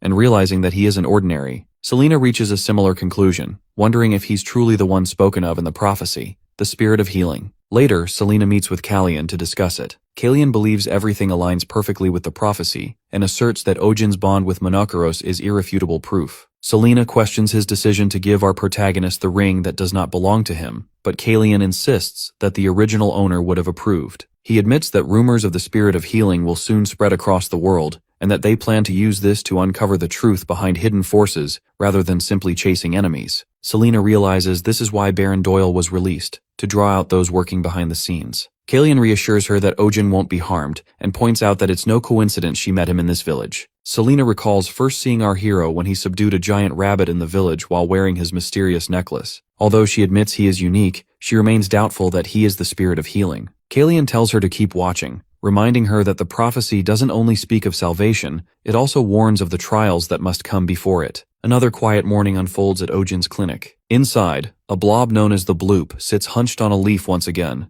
even though its care had already been charged the previous week. Our hero notices it and grows irritated, wondering why it's still here. Meanwhile, Selena is tending to the creature, explaining that she's looking after one of the 3 Bloops. She handles it carelessly, prompting our protagonist to step in. He recalls that blobs are divided into core types, which contain a core in their heads, and non-core types, which multiply easily. Containing a core type prevents further division, but the one Selena is handling lacks a core and can reproduce when stressed. Selena confirms that it's a sensitive specimen that multiplies under pressure. Our boy becomes uneasy, all too aware of the dangers of keeping such creatures. Bloops can reproduce uncontrollably and have wiped out entire villages when mishandled. Keeping one in the clinic, alongside volatile creatures like the Mandrake and Sunjaw, feels reckless. He questions the decision silently, realizing Selena hasn't obtained the owner's permission, having acted on her own under the guise of cooperation. Pio, watching the exchange, grows nervous, subtly suggesting that perhaps it's better not to get involved. Our protagonist remembers hearing that elves who cover their ears often do so to hide criminal markings burned in as punishment. The thought lingers in his mind. Selena's habit of acting first, her avoidance of personal questions, and her aggressive temperament all raise doubts about her past. Ohjin briefly considers dismissing her, but decides against it given the clinic's heavy workload. Before he can dwell further, Selena signals that it's opening time, and the routine continues. Elsewhere, at Baron Doyle's castle, the Baron speaks through a Lagrima crystal with a mysterious figure. The man demands to know why the Etherian Order appeared at Ohjin's clinic. The Baron explains that they burst in suddenly, mentioned a divine beast, interrupted his work, and left. The man grows angry, accusing the Baron of letting the Etherian Order take the Monoceros. The Baron apologizes and promises to recover it, but adds that he doesn't need to steal the beast, as it's already with Kim Ohjin. The man is shocked, knowing Monoceros cannot typically coexist with humans. The Baron insists it follows our protagonist willingly. The man orders him to silence everyone who knows, calling him incompetent. The connection ends, leaving the Baron frustrated after a long scolding. He instructs his butler to summon Theodore and Alex, who are currently on leave. The butler mentions they were granted time off after complaining about overtime. The Baron, angered, cancels their leave and demands they be brought back, realizing the problem is only getting worse.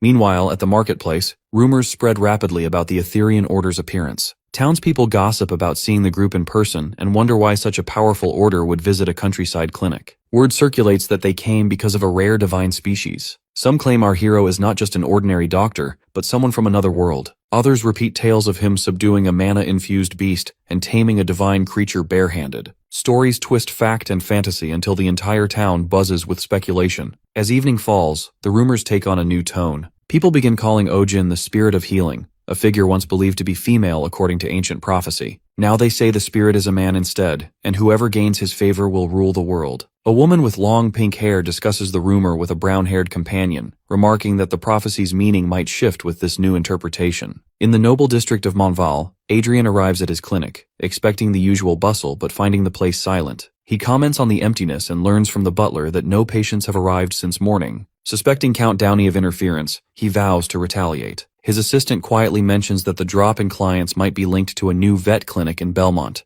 Ohjin's. Adrian dismisses the idea, reasoning that nobles would never visit a commoner's establishment. Yet his composure falters when he hears that Lady Marianne has cancelled her appointment to visit Ohjin's clinic instead. The realization enrages him. Slamming his hand on the desk, Adrian orders his carriage at once, determined to confront the man responsible for his humiliation. Adrian, born into nobility, possessed intelligence, talent, and striking looks, qualities that made his decision to become a veterinarian seem unusual to many. He, however, had a simple reason. He genuinely loved people who adored their pets. With practiced charm, he often reassured anxious owners that their beloved animals would recover, taking satisfaction in easing their worries. Adrian always maintained a clear line between personal and professional life, except when it came to one woman, Lady Marianne Astrid. From the moment she entered his clinic, his heart had chosen her. He often believed he had become a vet solely to treat her unicorn. That conviction turned to bitterness when he learned that Lady Marianne had chosen someone else, a commoner, to treat Lulu, her unicorn. Angered, he ordered his clinic closed for the day and set out for the Astrid estate immediately. At the mansion, Marianne's mother received him politely but with evident disinterest, questioning his unannounced visit. Adrian expressed concern for Lulu, describing the unicorn as sensitive and implying that entrusting her to a random commoner was irresponsible. Her mother corrected him.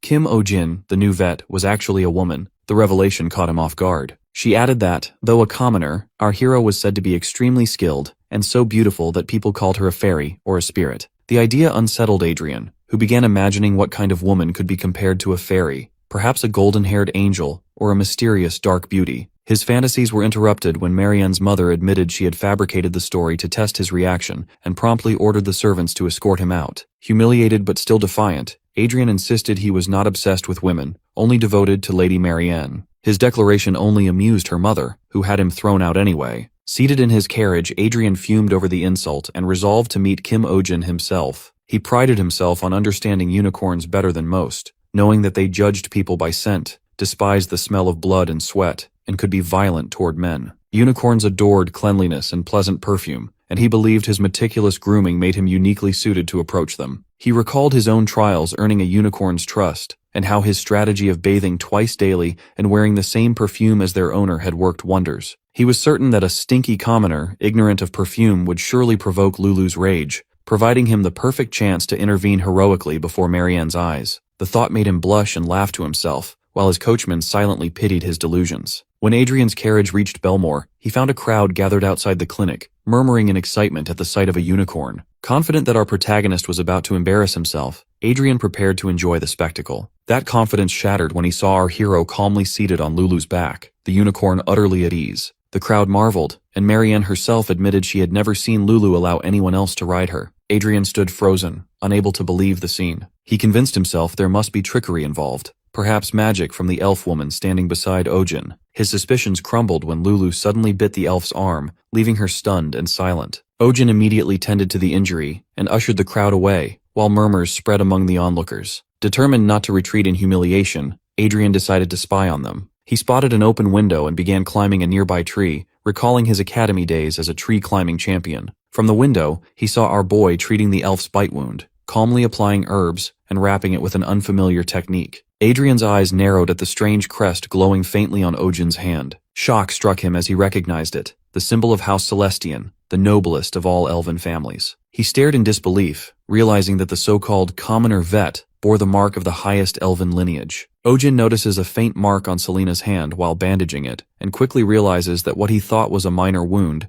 actually carries poison from the creature's saliva. He remarks that they were lucky it wasn't worse. Selena, reflecting on the creature's earlier reaction, observes that it showed unusual hostility, something rare for its species. Marianne apologizes for the incident and insists on covering the medical costs, but our hero refuses, admitting that it was their own carelessness. When Marianne gestures toward Selena and asks if she works at the clinic, Ohjin explains that she's an assistant doctor, handling prescriptions and physical tasks around the place. Marianne acknowledges the arrangement, then comments that despite Ohjin's reputation, the clinic seems rather small for someone with his skill. The remark sends our protagonist back to memories of his previous workplace, a cramped, noisy building plagued with a clogged toilet, broken heating, and constant complaints about animals. Before he can finish his thoughts, Marianne interrupts, expressing sympathy for his past struggles and admiration for his achievements. Her tone softens into flustered praise as she compliments him and subtly suggests her family could sponsor a larger clinic, leaving our boy uncertain whether she's proposing business or something else entirely. Before the tension settles, Lulu suddenly lashes out at Sunjaw, sending the room into chaos. Both Marianne and our protagonist rush to restrain them as Selena observes that unicorns, despite their resemblance to Monoceros, typically get along well with smaller creatures. Marianne bristles at the implication that Lulu's temperament is at fault, and the conversation quickly escalates between her and Selena. Accusations about manners, bribed reservations, and noble entitlement fill the air. Pio mutters that nobles really do think differently, earning a glare from Marianne. As the atmosphere grows heated, Lulu thrashes wildly, striking a bookshelf and knocking it over. Suddenly a loud crash erupts. The window shatters and Adrian tumbles through, landing face first on the floor. Everyone freezes as Selena halts the falling bookshelf midair, saving it from collapse. The group stares in disbelief, unsure if the intruder is even alive. Adrian lifts his head, bloodied but smiling,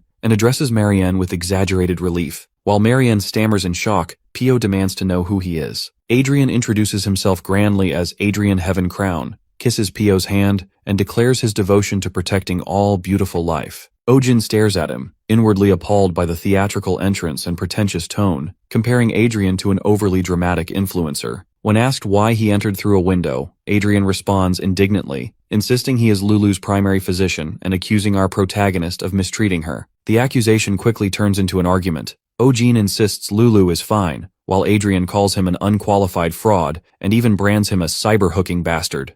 Confused, Ohjin turns to Selena for an explanation, and she clarifies that it's an insult for a deceitful womanizer who lures people in like a carnivorous plant. Realization dawns on our hero a beat too late, deepening his disbelief. Marianne intervenes, scolding Adrian for his vulgarity, but Adrian presses on, interrogating Ohjin about his romantic history. In the midst of the confrontation, Adrian notices a mark on Ohjin's hand and accuses him of being tied to a noble bloodline, or something even more scandalous. Pio blurts out that it must be an engagement ring, causing everyone to look at our boy in shock. Flustered, he explains that the token was a gift from someone named Kalyan, but his clarification only deepens the confusion. Before anyone can question further, Lulu begins trembling violently, sweat breaking out along her skin. Moments later, she collapses and everyone rushes to her side. Ohjin examines her quickly. Her pupils react normally, and though her breathing is heavy, it isn't critical. He calls for Pio to bring a candle and stethoscope, piecing together the cause. Adrian watches, then grimly announces his own conclusion. Lulu isn't ill, she's pregnant. Adrian examines Lulu and concludes that she is expecting. Marianne, initially disbelieving, struggles to accept his diagnosis, convinced that the unicorn's isolation in the castle's greenhouse makes pregnancy impossible. Selena supports Adrian's suspicion, noting that Lulu's recent behavioral changes, especially her heightened vigilance, align with early signs of pregnancy. When Adrian introduces a medical device to detect internal sounds, Marianne follows his instructions and, using the tool, identifies Lulu's heartbeat, then another, smaller and distinct, coming from within her abdomen. Overwhelmed by the revelation, she collapses, and Adrian catches her. Meanwhile, our protagonist calmly explains that the device is called a stethoscope. Adrian is astonished by its accuracy, impressed by how clearly it transmits even the faintest internal sounds. Working together, Adrian and Ohjin determine that Lulu is about 4 months along. Marianne rejects the idea again, insisting that Lulu has not left the greenhouse during that time. Her claim only deepens the mystery, since the unicorn had been secluded in preparation for an arranged mating with Prince Theo's prized horse, Shark. Despite these precautions, the evidence of pregnancy is undeniable. Lulu is transferred to the ICU, where Ohjin administers fluids and electrolytes through an IV to counter dehydration and malnutrition caused by persistent vomiting.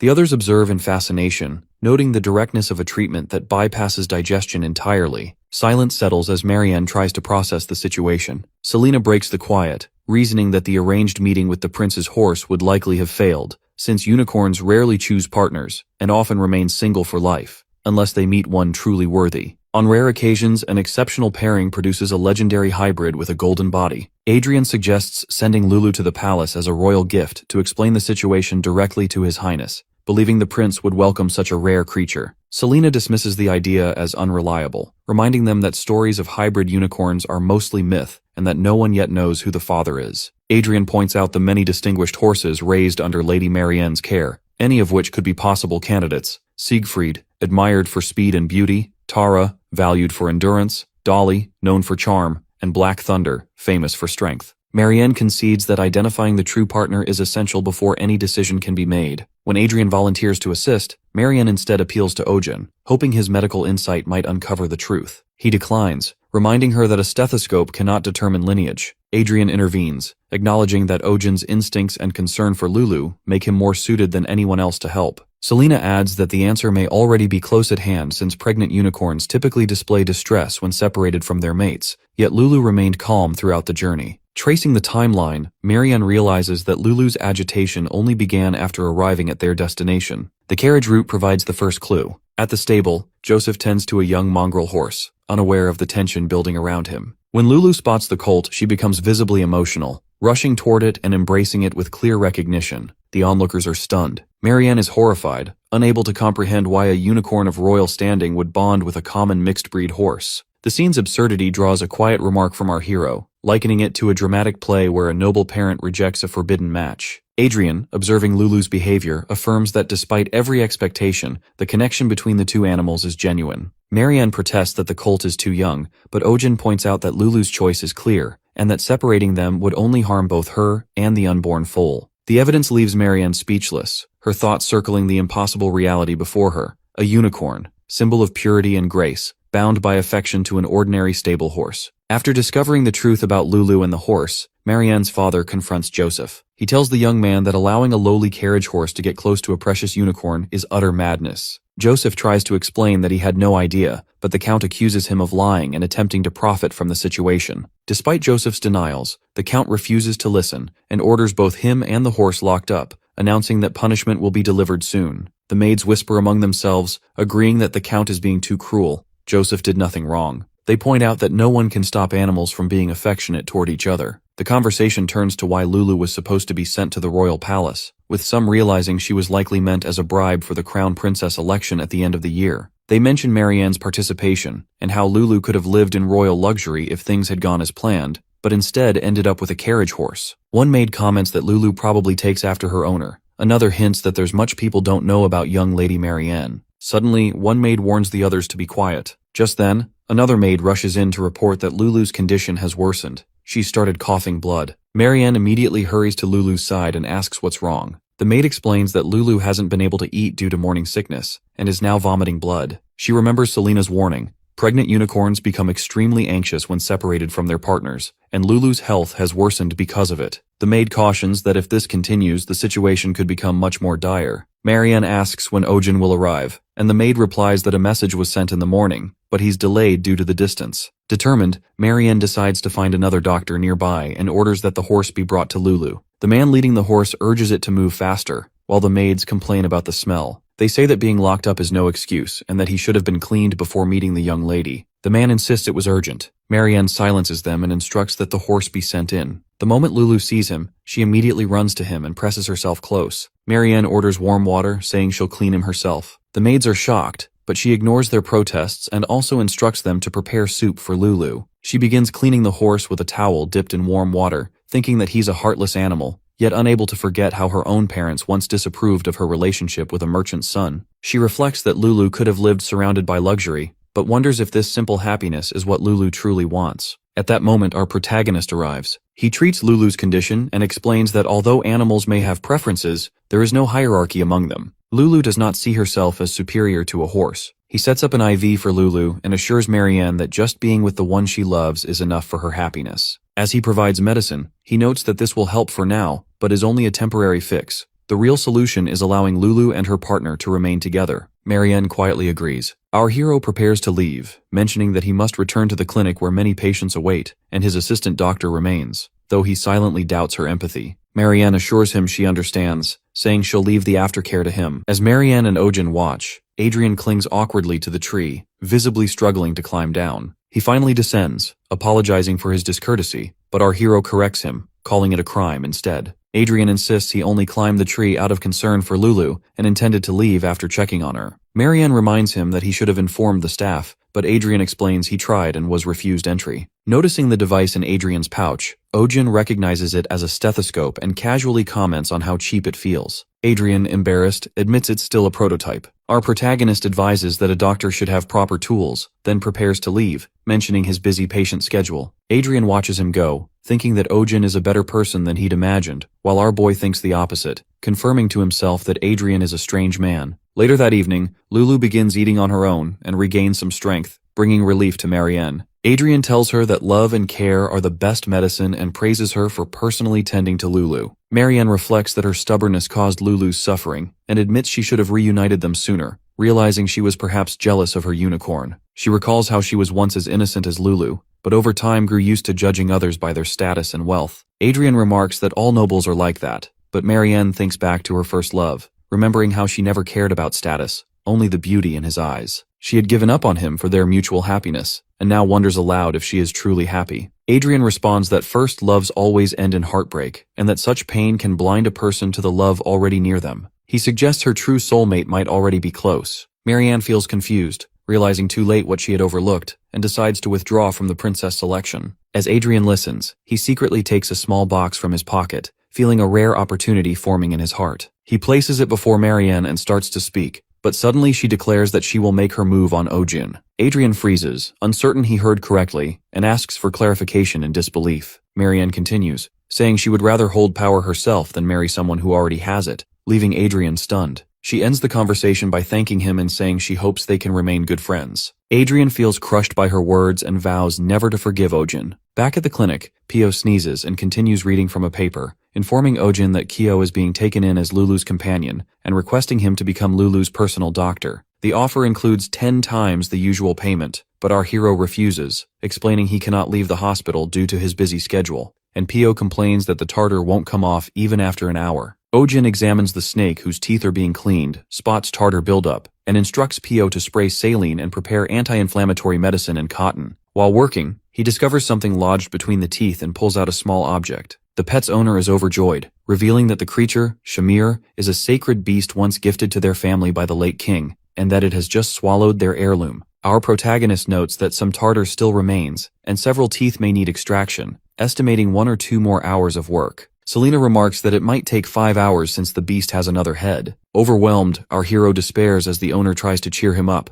presenting a painting of himself and Shamir. The owner explains it was created by their family's official portrait artist and asks if Ohjin likes it. He finds the painting ugly and wants to refuse, but the artist insists he will finish and present it soon, saying it's been a long time since he found such an inspiring subject. While he speaks, Shamir's eyes open, and Selena notices immediately. Ohjin grows tense, wondering if the sedative dosage was enough. Selena raises her hand to cast a protective spell, but Adrian suddenly steps in front of her and the spell hits him instead of the beast. Selena recognizes him as the noble doctor and wonders why he appeared so suddenly. Before anyone can react, Shamir opens its mouth, swallows Adrian whole, and gulps him down. Everyone in the room stands frozen, shocked that the beast has just swallowed a man. The clinic is closed for the day, yet a crowd has been waiting outside since dawn. People complain about traveling from afar after hearing of the doctor's skill, while others discuss trying the hospital in the next village instead. Watching from a distance, Adrian feels his anger rising. He cannot forgive Ohjin for making women cry while calling himself the spirit of healing. He recalls a conversation with his assistant.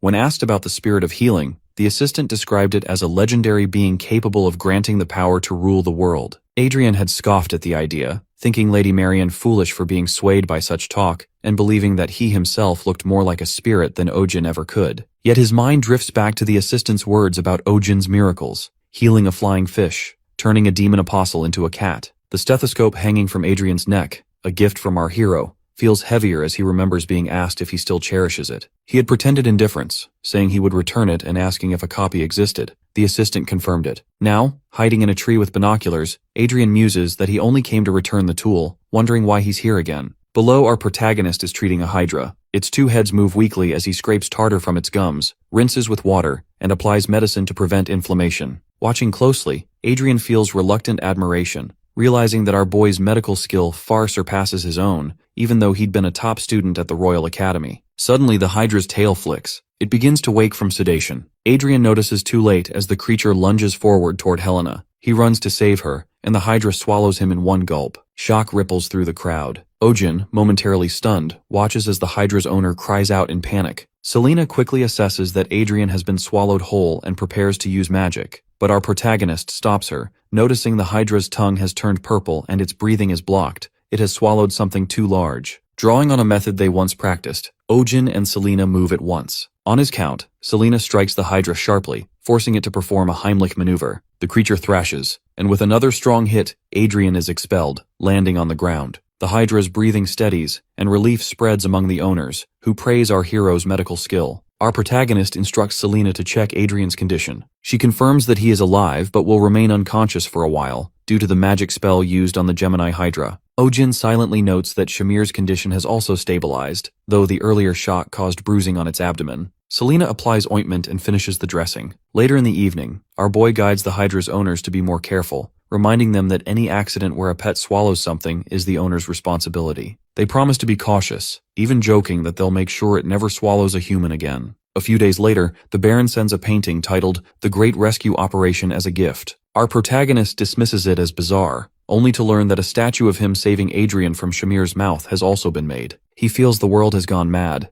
Meanwhile, Adrian remains asleep, unaware of it all, while Pio and Selena watch over him, waiting for him to wake. Adrian wakes up, confused about where he is and what happened. Memories begin to piece themselves together. He was spying on Ohjin's clinic, saw the snake awaken, and jumped in to save Selena. The next thing he remembers is being swallowed whole. Inside the darkness, he thinks grimly that it's a fitting end for a vegetarian. If there's another life, maybe being reborn as a unicorn with a beautiful heroine wouldn't be so bad. Suddenly, pain courses through him. He wonders if this is what it feels like to be unborn, silently begging for it to stop. He coughs, and the sound pulls him back to reality. Selena stands beside him, noting that he's conscious now. Adrian, still dizzy, wonders if she's his owner. She tells him not to get up yet. The side effects of the magic will leave him dizzy and nauseous, so he should rest for 2 or 3 days. Adrian quietly agrees. Our protagonist enters with a steaming cup, instructing him to sit up for a moment. He explains that it's medicine for recovery, and insists Adrian drink it all. Adrian obliges, while Ohjin mentions he even added some of Mandol's leaves to the brew. He also informs Adrian that Astrid Manor has already been contacted and that he can rest here for a few more days. Adrian protests, not wanting to impose, but our hero reminds him that as a doctor, he should know health comes first. Adrian thanks him, and our boy says he'll step out so Adrian can rest. As Ohjin leaves, Adrian watches and finds himself thinking that our protagonist really is a great guy. Embarrassed about his earlier jealousy, Adrian decides he wants to be more like that someday, until he spots a letter on the side table, an invoice. Loading fee, 500 silver, meal fee, 100 silver, total, 6686 silver.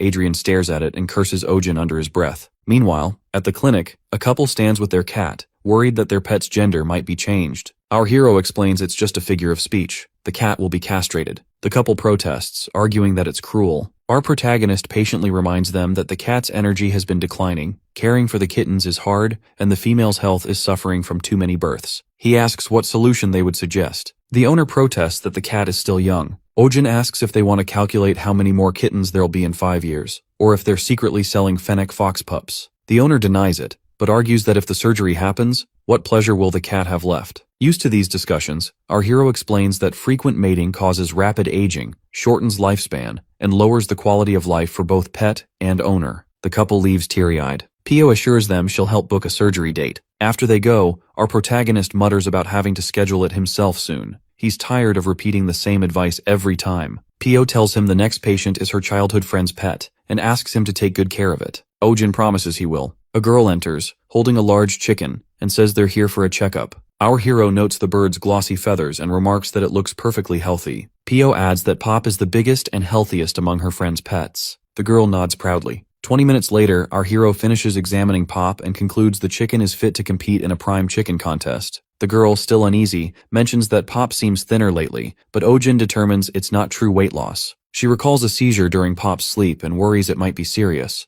but our protagonist concludes it was likely harmless restlessness. The girl adds that Pop's throat was sore the previous day, fearing infection. Pio reassures her that this is common. After a careful check, Ohjin finds nothing abnormal, easing her concerns. Later, Pio runs in, alarmed. Pop has disappeared. Tyr explains she stopped by the bathroom before heading home, and in that moment, Pop vanished. Ohjin orders all exits and windows sealed. Selena tells everyone in the waiting area to stay put because an animal is missing. Some patients complain that their pets get restless if confined too long. Sunja calms them as their pets begin to act up. The team searches everywhere but can't find Pop. Ohjin asks if Pop likes or dislikes anything particular. Tyr says she doesn't know, but maybe Pop already left. Our protagonist insists Pop can't open doors or jump through windows. It must still be inside. Pio remembers that Pop loves men. Our boy notes that some animals prefer lower-pitched voices. Tyr says Pop's obsession with men is extreme. Realization dawns on our hero. That's why Pop clung to him during the checkup. Sunja suggests there's only one place left, a room where a man is sleeping. They rush there and find Pop hugging Adrian tightly. Everyone freezes in surprise. Ohjin looks at Tyr, asking why she did this. Ohjin confronts Tyr, asking why she deliberately left Pop behind. From the start, he sensed something was off. In all his years as a doctor, he's met countless types of owners,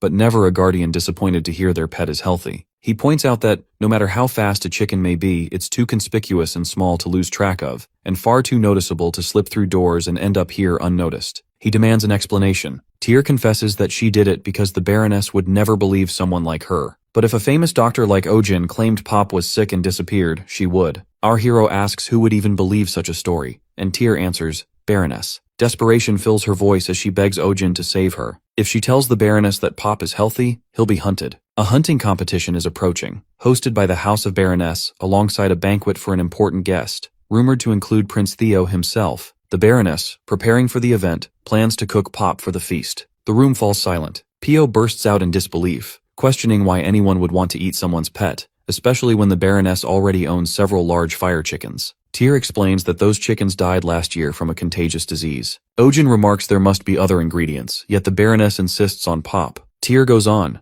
big fire chickens are prized for their vitality and fertility, creatures renowned for laying many eggs. Families seeking to strengthen their lineage often covet them, believing that consuming such a beast enhances vitality. Our protagonist bitterly observes that people everywhere are obsessed with stealing others' gifts through superstition. Tyr says the Baroness has long coveted Pop and now threatens to drive them from their farmland if they refuse. Pio, angered, declares that using someone's livelihood to steal a beloved pet is unforgivable. Tyr pleads again, begging Ohjin to write a diagnosis claiming Pop has a contagious disease, assuring him that no one would dare touch the bird then. Our hero refuses. The room grows heavy with silence. He explains that the moment a doctor forges a diagnosis, they stop being a healer. They become a fraud exploiting life itself. Once that line is crossed, no treatment they offer can be trusted. Adrian suddenly interjects, furious, accusing him of valuing professional ethics above life itself. To him, a doctor's duty is to save lives, not cling to rules. Ohjin remains resolute, reasoning that if he lies and claims Pop has a dangerous disease, the animal will be branded as infected. The barn could be sealed off, and every creature there might be slaughtered. If the truth comes out later, the family could face punishment or blame for future outbreaks. He states that a doctor's purpose is to save lives, but never at the cost of endangering hundreds to protect one. If someone cannot understand that, they are not fit to be a doctor. Tyr lowers her head, apologizing quietly.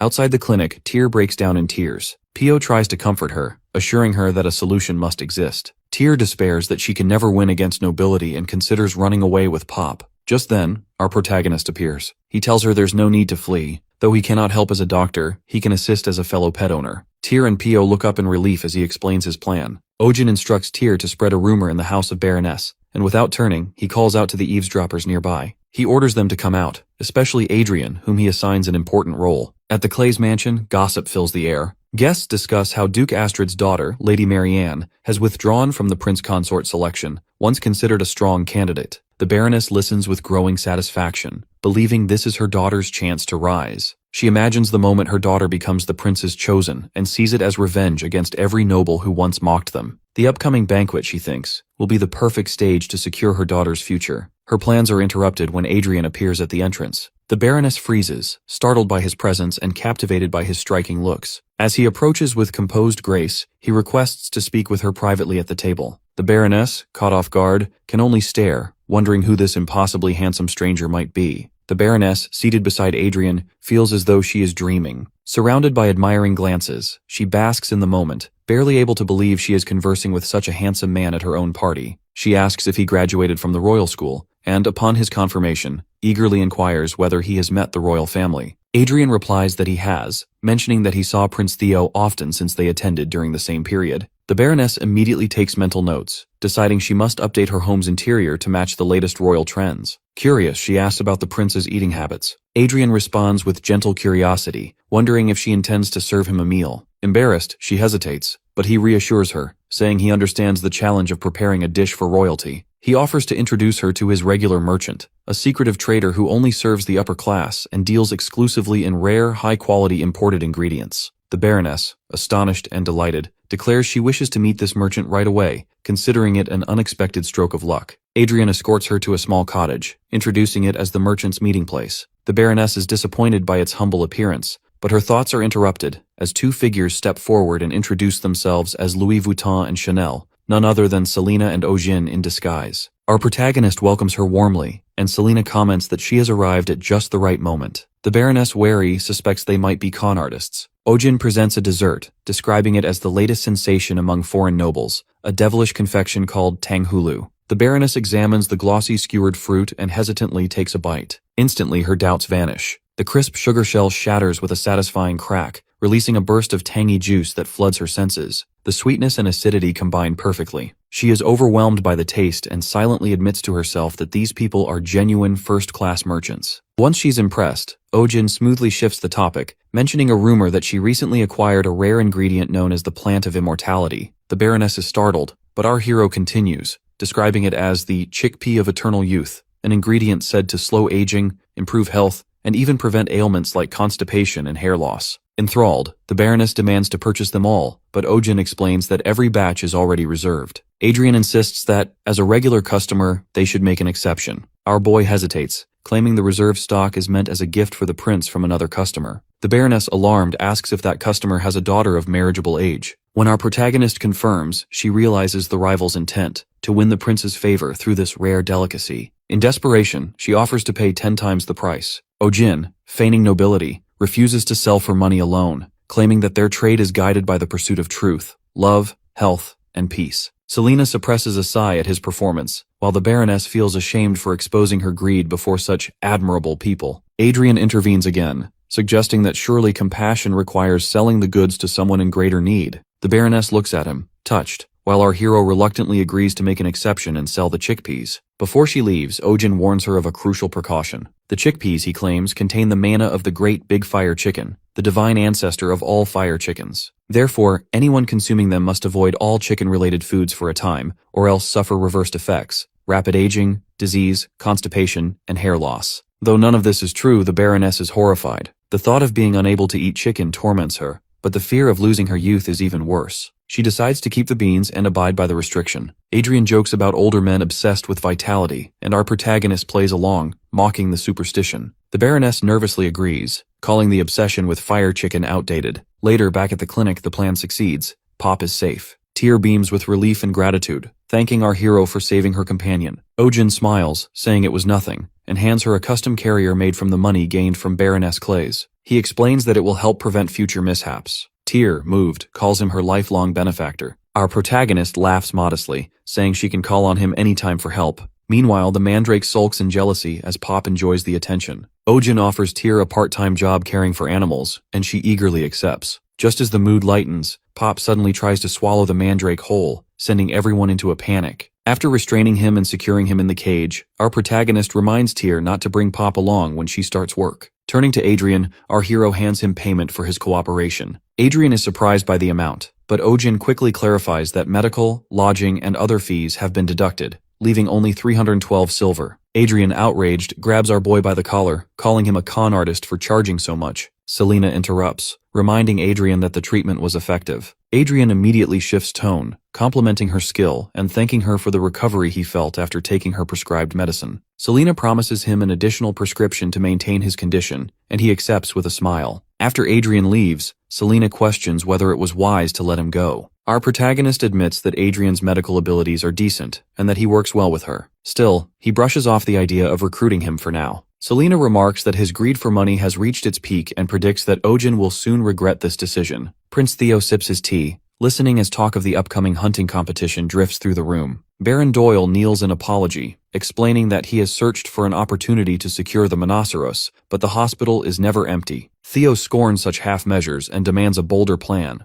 to present Sunja the Monoceros proudly before everyone and seize power with its aid. He warns the Baron that failure will leave him in a perilous position. A sudden commotion interrupts. The Baron's pet, Magma, grows restless at feeding time and lunges for a dish of chickpeas brought in by a servant. The wolf devours them, prompting Theo to erupt in anger while the Baron bows and vows restitution, promising tenfold amends as he scrambles to appease the prince. Meanwhile, at Ohjin's clinic, a recent surgical patient is recovering. The staff warn owners that accidents can happen as animals wake from anesthesia and caution them to watch closely. Tyr returns with concerns about Pop's younger sibling, Cheap, who is lethargic and coughing. Ohjin examines Cheap, notes a mild cold with muscle weakness, prescribes daily medication, and urges careful care. When Tyr returns the next day reporting no improvement, and that her dog has now fallen ill too, Our protagonist recognizes the same symptoms across different species and decides to hospitalize both animals to prevent further spread. Within days, the pattern repeats. Animals from different households arrive with identical signs. Our hero realizes this is more than a simple cold and urgently instructs pet owners to cover their noses and mouths, avoid touching things with hands that have handled sick animals, and to wear gloves. He separates symptomatic animals to the second floor and keeps others on the first. Despite the symptoms being mild, medication brings no progress, and the disease is entirely indifferent to species. Selena warns that at this rate, the outbreak will soon become widespread. Her prediction proves true. The clinic overflows, with desperate owners pleading for care. Forced to turn some patients away, our protagonist watches as every nearby hospital reaches capacity. Lord Baron arrives in a panic about his indoor pet, Elizabeth, who, he insists, should not have contracted anything. A newly acquired turtle is revealed as the likely carrier. Baron inquires about nearby empty properties,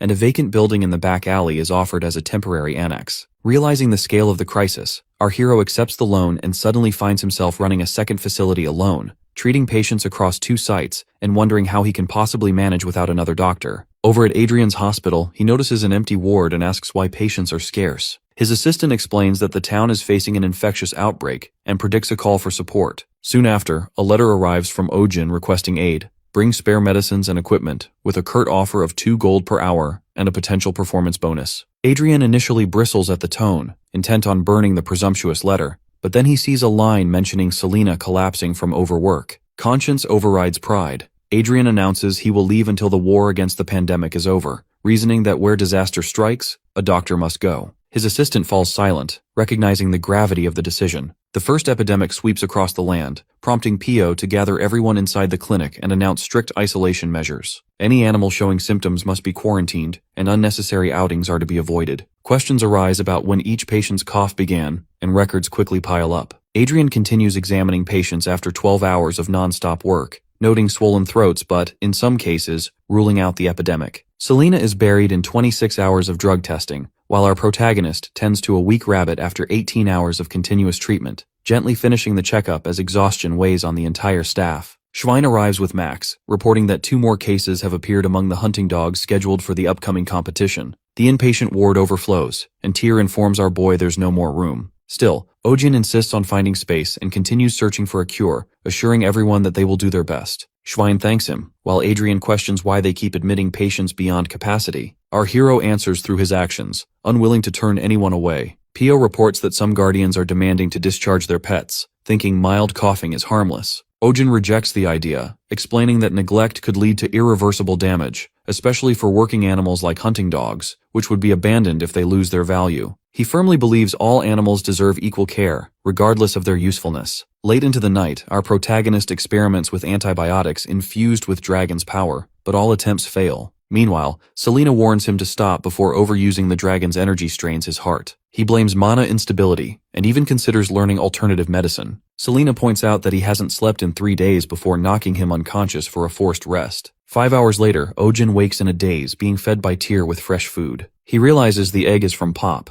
a healthy chicken who hasn't caught the epidemic. Tyr mentions that both Pop and Sunja are fine despite exposure. Suddenly, our hero connects the dots, running through every possible shared trait, diet, blood type, temperament, until his eyes fix on Sunja, who is being spat on by the mandrake, just as the mandrake spat on Pop. That's why Sunja and Pop didn't develop the infection. Using a sample of mandrake saliva mixed with that of an infected animal, Ohjin observes the gray experimental leaves turn green, confirming a cure. The clinic erupts in relief as our protagonist and the team praise the mandrake for saving countless lives. Now comes the issue of mass production. The team debates methods, pressing, diluting, but Selena prepares a sweet nutrient drink mixed with diuretics. The mandrake gulps it eagerly, saliva dripping from its leaves in abundance. Ohjin marvels at how quickly they can now collect the essence and begin synthesizing the medicine. By morning, the epidemic subsides. Max's cough fades and his strength returns. Our boy feels deep relief while administering the final vaccine doses. As he finishes the last prescription, heavy knocks thunder against the clinic door. Voices from outside announce that Lord Baron has arrived and demand our hero's arrest. Baron arrives at the clinic with his men, drawing a confused crowd that murmurs questions about the scene.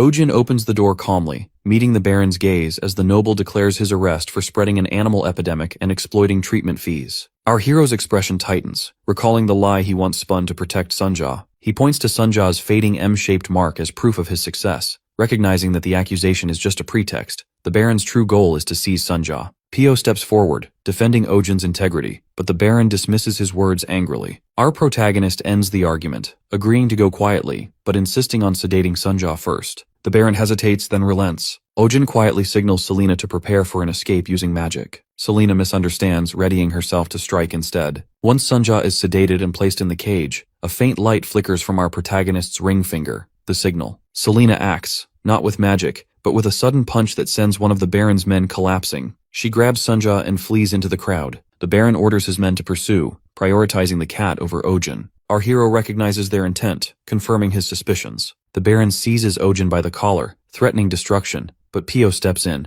refusing to let the clinic be damaged. Adrian moves forward to shield Pio, forcing the Baron to withdraw under the watchful eyes of the onlookers. The men take Ohjin away. Our boy entrusts the clinic to Pio and Adrian, hoping that Selena can keep Sunja safe. Rumors soon ripple through the city that Ohjin, once the hero who fought the Monoxerous, is responsible for the epidemic. The Baron announces a public trial, drawing attention from every corner. In prison, our protagonist rests briefly after days of exhaustion, until the Baron and his wolves arrive. The Baron demands the location of the cat and the elf. Ohjin remains silent, inwardly relieved, knowing that Selena and Sunja have escaped. The Baron threatens violence, gesturing toward his growling wolves. Our hero observes Magma trembling, his posture uneven and signs of pain clear. He examines the wolf briefly, noting blood in the urine and lethargy. Diagnosis reveals a severe hernia, neglected for far too long. Ohjin concludes that immediate surgery is necessary to save the animal's life. Outside the mansion, Selena hides with Sunja, who grows increasingly restless. Selena steadies her grip, whispering reassurance with quiet determination that our hero is still unharmed. Ohjin diagnoses Magma with a hernia, and immediately orders the wolf to be moved to a clean room for emergency surgery. He directs the preparation of tools, medicine, and anesthesia, maintaining a calm authority as the procedure begins. Once anesthesia has taken effect and the area is disinfected, our hero starts the operation with steady precision. The Baron stands nearby, watching anxiously, while a servant hands over a protective apron and gloves to minimize infection risk. Throughout the surgery, our protagonist keeps tight control, requesting temperature checks, timing the next dose of anesthesia, and insisting on proper sterilization of each instrument. The Baron grows tense, unsure whether to trust Ohjin's judgment, and outside the room, he finds himself questioning the diagnosis, until a memory surfaces of Magma's mother, who died with similar symptoms. Staring at her portrait, realization dawns that she too suffered from the same condition. Meanwhile, in the Baron's office, petitions demanding Ohjin's release begin to pile up. Among them is a letter from Lady Marianne Astrid's family, threatening to report the Baron's false accusations to the king unless our protagonist is freed. Servants voice their outrage, alarmed by the mounting backlash. The surgery concludes successfully. The Baron rushes to see his companion breathing steadily as Ohjin calmly explains the regimen. A week of medication and a future appointment for suture removal. Finally, exhaustion overtakes our hero, and he collapses onto a nearby sofa, succumbing to sleep after days of relentless work. The Baron notices the raw marks left by handcuffs on Ohjin's wrists, and quietly instructs that they not be used again. Back in prison, our protagonist drifts into a dream. He finds himself surrounded by the warmth of home. His parents' voices echo faintly. His mother frets that his clinic must be struggling again, while his father laments his stubbornness, recalling how Ohjin rejected medical school to become a veterinarian. He questions what's so noble about tending to animals, yet our hero, in the dream, feels only peace. An animal appears, pressing against him, something between a cat and a lion, warm and comforting. Elsewhere, Theo confronts the Baron about the missing Monoceros. The Baron reports that it was taken by the Etherian Order, revealing that Selena was an agent of theirs. Reports confirm her involvement with suspicious groups of elves. Theo's anger erupts, condemning the Baron's incompetence. The Baron apologizes and, hesitantly, asks whether Ohjin should now be released, mentioning the mounting complaints from both nobles and commoners. Theo, weary of the matter, allows him to decide. At the mansion, our hero is freed. Before leaving, he instructs the servants to return with Magma in 3 days for stitch removal and hands over a list of precautions. A servant mentions another patient, a hunting dog with bad knees, and our protagonist agrees to examine it soon. Stepping outside, Ohjin finds his friends waiting at the gate. Shock and relief wash over him as they reveal they were prepared to storm the castle if his release had been delayed any longer. He thanks them, and moments later, Sunja, Mandrake, and Pop rush forward, enveloping him in a joyous embrace. Selena stands nearby, safe and smiling. Holding Sunja close, our hero recalls his dream and the figure so much like her, reaffirming his conviction that becoming a veterinarian was the right choice. From a window inside the mansion, the Baron watches silently. His servant nervously asks if they are truly letting Ohjin go. The Baron's gaze lingers on the scene as the servant insists something strange happened in the cell. Monochorus was seen licking the doctor's face before vanishing. The Baron brushes off the claim, though inwardly his thoughts betray a deep uncertainty, declaring Ohjin the winner of their conflict. Days later, a sealed envelope arrives at the Baron's desk, a detailed surgical bill from our hero. Reading it, the Baron grips the paper with white knuckles, swearing never to forgive him. In the morning, Adrian arrives at the clinic, greeting Selina as he presents the herbs she requested earlier. Ohjin, watching from afar, wonders why Adrian has returned yet again. Selina examines the bundle, surprised that such rare herbs were found out of season. Adrian, confident, declares that nothing is beyond his reach. She hands him another list, which he accepts eagerly. As Selina inspects the supplies, Adrian comments on their excellent quality, especially praising a sprig of spincha, only to realize it has vanished from his hand. The culprit is Bloop, the small blob creature now chewing on the herb. Adrian scolds it and reaches out to retrieve the plant, but Bloop bites his finger, splits into three, and smacks him across the face. Glaring, Adrian mutters that creatures truly resemble their owners, and every animal raised by our hero has a bad temper. Selina corrects him, declaring Bloop as her child, which prompts Adrian to remark that no wonder it has such fine taste in herbs. Bloop smirks mischievously, and Adrian freezes, realizing the creature just smiled at him. Selina places Bloop into a cage to contain his antics. Inside the clinic, Bloop, also known as Ping Ping, is no ordinary blob. He narrates his dominion with pride, claiming the herb room on the second floor as his territory. Among the hundreds of animals passing through each day, only two beings truly hold authority, himself and Kim Sunja, Ohjin's right hand and the hospital's enforcer. Though Sunja possesses unmatched physical strength, she dares not provoke him. Within Ping Ping's forehead lies a vision core capable of multiplying his body infinitely, spreading calamity upon those who anger him. When they first met, Sunja sensed his danger and attacked, but Ping Ping revealed his power, silencing all resistance. Since then, he has lived comfortably under Selina's protection, sharing rule over the clinic with Sunja. Later that day, an owner rushes into the clinic with a lifeless pet struck by a carriage, pleading for help. Ohjin examines the small body, finds the airway clear, and orders timed compressions. He performs CPR methodically, ignoring the owner's disbelief. Moments later, the animal coughs and breathes again. Shock turns to awe as the owners proclaim it a miracle, while Ping Ping observes from his cage, marveling at our hero's ability to bring life back from death. Ohjin requests a single leaf from Mandal. Ping Ping, disdainful, recalls Mandal's lowly status as Sunja's minion and mocks its pitiful dancing. Mandal glares back, prompting Ping Ping to taunt him further, amused by the lack of response. Night descends, and Ping Ping resumes his self-imposed training, running on his wheel until he divides into 3 copies, creating chaos throughout the clinic. He admires his stronghold,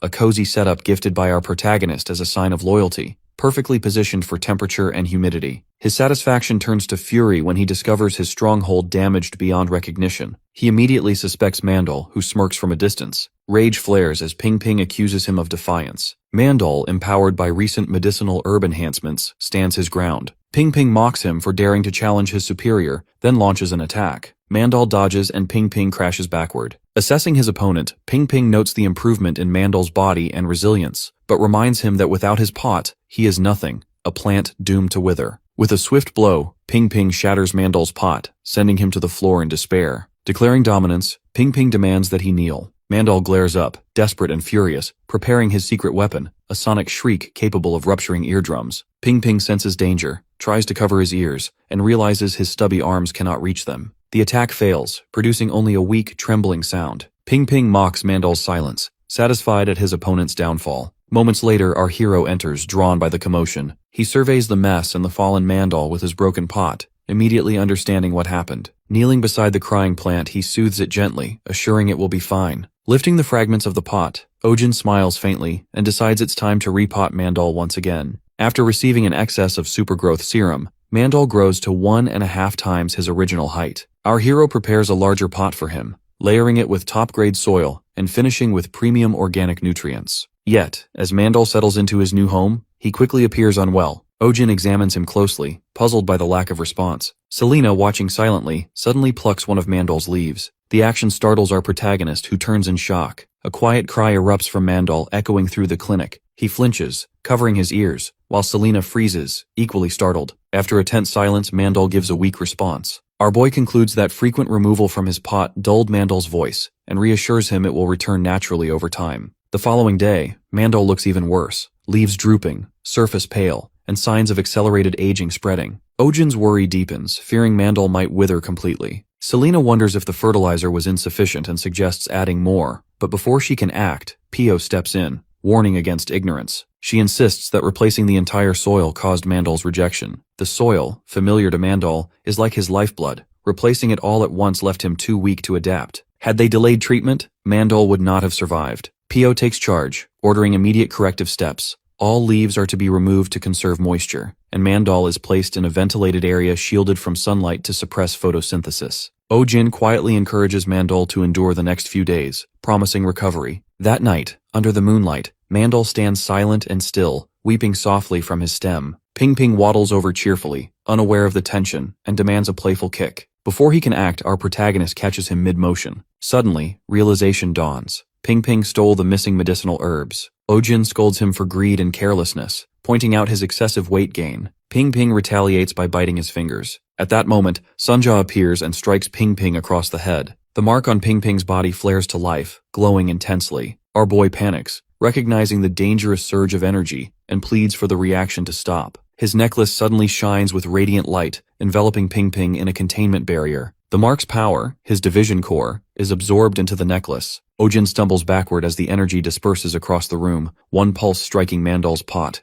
Mandal instantly revives. Color returns, his form grows vibrant, and he begins to sway as if dancing. Our protagonist stares in disbelief. Selena explains that the energy from Ping Ping's division core triggered rapid cell division in Mandal, causing extraordinary regeneration and accelerated growth. Pio celebrates Mandal's recovery, relief evident on her face. Ohjin laughs quietly as tension dissolves. Selena picks up the exhausted Ping Ping, assuring him his core is safe and will restore with time. Our boy warns not to feed Mandal's leaves to Ping Ping again. While Selena acknowledges the brilliance of the division core that saved them all, she quietly credits her master for its creation. In the Western Forest, there is a ghost story known as the Tale of the Legless Beauty. She is said to appear as a beautiful woman with long hair, but in reality, she is a man-eating monster with sharp teeth and no hind legs. Crawling on her front legs, she appears whenever she hears a baby cry. Some say she is the vengeful spirit of a yokai who went mad after losing her child. Pio tells the story with conviction, insisting it is true, but Ohjin dismisses it as absurd and baseless. Pio sticks to her claim, while our hero questions the lack of witnesses. Then Selena reveals she encountered signs of the creature in the Western Forest a week earlier.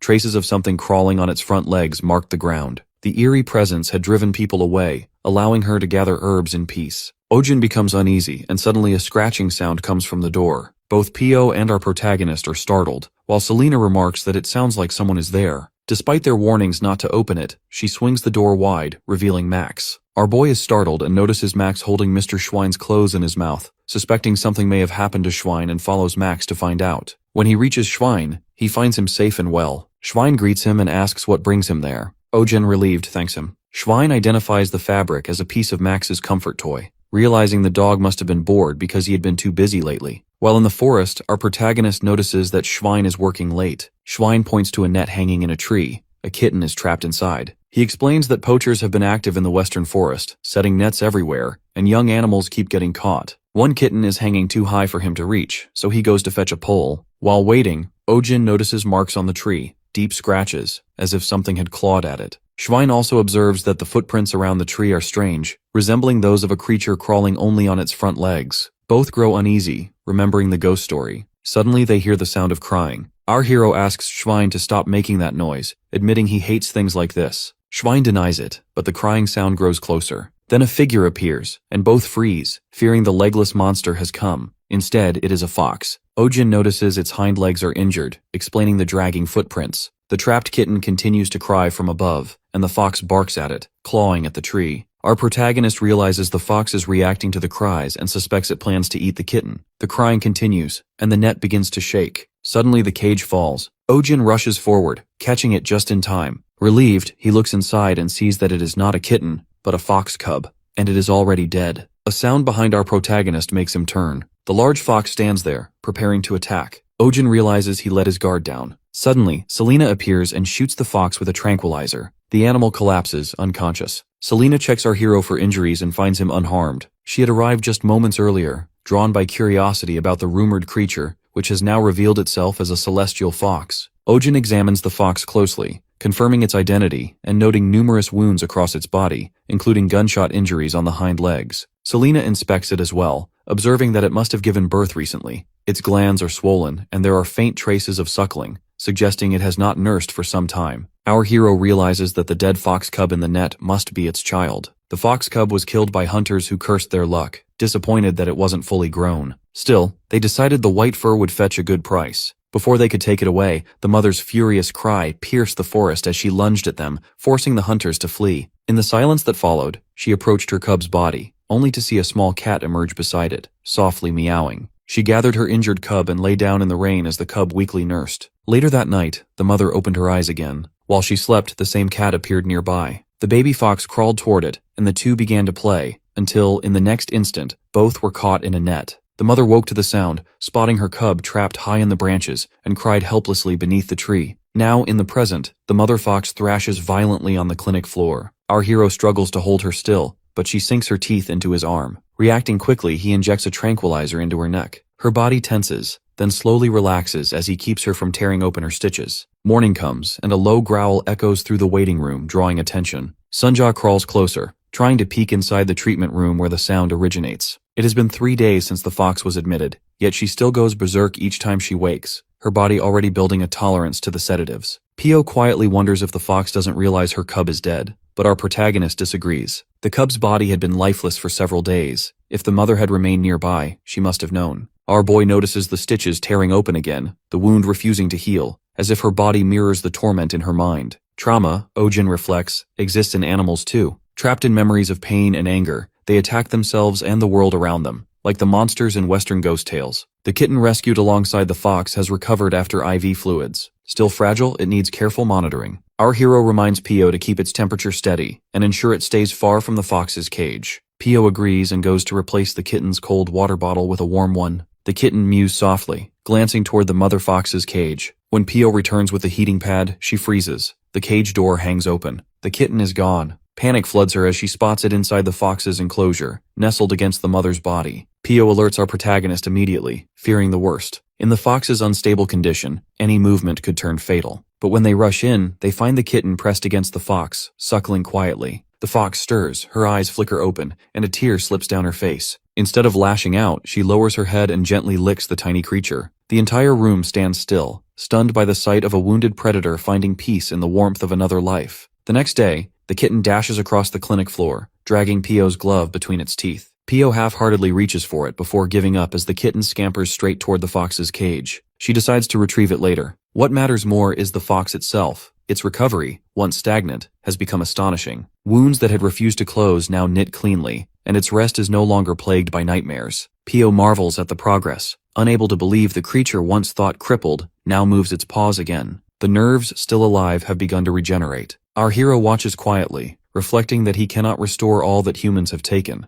but at least he can return a fragment of what was lost. When the fox and kitten are finally released, they step into the forest together. He bids them farewell in silence, hoping never to meet again under such painful circumstances. The fox glances back once, as if in acknowledgement, before vanishing into the trees. In time, rumors about the monster in the western forest fade away. A gentler tale takes their place, a story of a white fox roaming with a small cat always by its side. Meanwhile, in the clinic, the mandrake stretches proudly in its pot, drawing curious stares. Visitors whisper about the strange radish-like plant moving on its own, speculating whether it's the hospital's guardian spirit. Some insist it's a mandrake, while others claim the true guardian is a terrifying cat rumored to silence even wild beasts. Annoyed by the chatter, the mandrake stomps toward Sunja's food bowl and flips it over in defiance. The crowd gasps. How dare it challenge the cat's authority? Their shock deepens when Sunja herself appears, eyes glinting. The mandrake freezes in dread as she advances. She leaps forward, but instead of attacking, coughs up a hairball right on top of it. Confusion ripples through the onlookers until our protagonist calmly explains that cats often swallow loose fur while grooming, which later clumps and is expelled by vomiting. Realizing how little he's brushed her lately, he decides it's time for a proper grooming session. An hour later, Sunja's fur still seems endless. The shedding piles grow higher, and our hero begins to worry the cat might go bald at this rate. Then, a small patch of bare skin catches his eye. Examining it closely, he realizes with a pang of dismay that it could be fungal dermatitis. The thought stings. How could a veterinarian overlook his own cat's condition? He takes out a carefully crafted tool, built by the finest craftsman in town,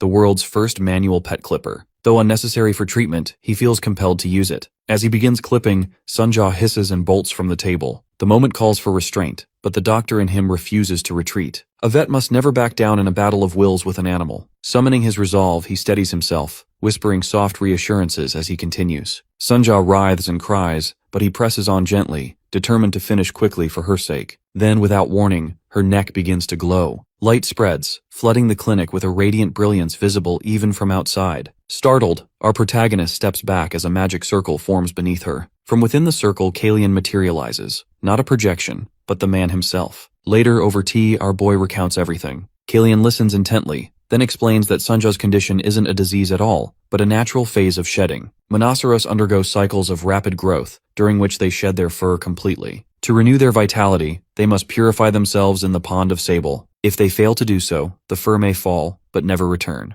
Our hero realizes with quiet concern that the beloved mascot of his clinic, the cat adored by every visitor, is suffering from severe hair loss. Kalian observes the condition calmly, explaining that while it poses no major health risk, it will simply take time for the fur to grow back. The reassurance does little to ease Ohjin's determination. He resolves to find the pond of sable immediately, convinced it will help his companion recover. Kalian clarifies that the pond is not a single fixed location, but a type of lake rich in mana and spiritual energy, home to sable seals that feed on it. There is one in the Belmore region, though it lies within a protected zone controlled by the Etherian Order, perilous for ordinary travelers. Unfazed, our protagonist insists they depart at dawn. Selena voices her concern, warning that the journey is dangerous, but Kalian agrees to act as their guide. He asks about the clinic, yet Ohjin assures him the patients will be fine. Adrian will oversee everything in his absence. By morning, they reach the western forest. The land feels like a living myth, dense, hushed, haunted by countless ghost stories. Strange lights shimmer between the trees, and even the air hums with mana. Few dare to walk here. Soon they spot a red flower slithering, and Kalian notes that the lake must be close. Ohjin crouches beside an unfamiliar blossom, remarking on its unusual shape, but Selena warns him not to touch it. The sable seals release toxins when disturbed, and countless other dangers hide among the roots. Suddenly, Sunja trots up proudly, a snake dangling from her jaws. Our boy bends down, stroking her in praise while Selena carefully removes the snake. The serpent's body bears a distorted human face, a face snake, rare and deadly. Ohjin shudders at the sight and quickly places Sunja inside her case to keep her out of further mischief. Kalian chuckles quietly, noting that the cat looks thoroughly offended by the restraint. When they reach the lake, the surface glows with soft luminescence, mana swirling beneath like liquid starlight. Even our protagonist, accustomed to the extraordinary, is briefly left speechless. Entranced by its beauty, he decides to enter the water alone. Kalian protests, warning it's too dangerous, but Ohjin insists. Cats become extremely wary when exposed, and the presence of others would only cause more distress. She barely tolerated being groomed. A bath would be even worse. Kalian relents, invoking the blessing of the water spirits. His chant summons the protection of Celestian, cloaking Ohjin in enchantment and granting him gills that shimmer faintly under the mana light. Now untouched by danger, our hero takes a steady breath, steeling himself. Joking under his breath, he admits he would rather pass out than face what comes next. Still, he gathers Sunja in his arms, coaxing her gently with treats as they descend into the glowing pond. The cat's paws skim the surface, and instead of panic, calm spreads across her features. The sight amazes him. A thought forms. Perhaps this is the mythical water attribute cat, the kind said to appear only to those whose families have performed 3 generations of good deeds. Sunja drifts gracefully beneath the water, her fur glinting like flowing silver. The sight melts our hero's composure, leaving him wishing for the conveniences of his old world.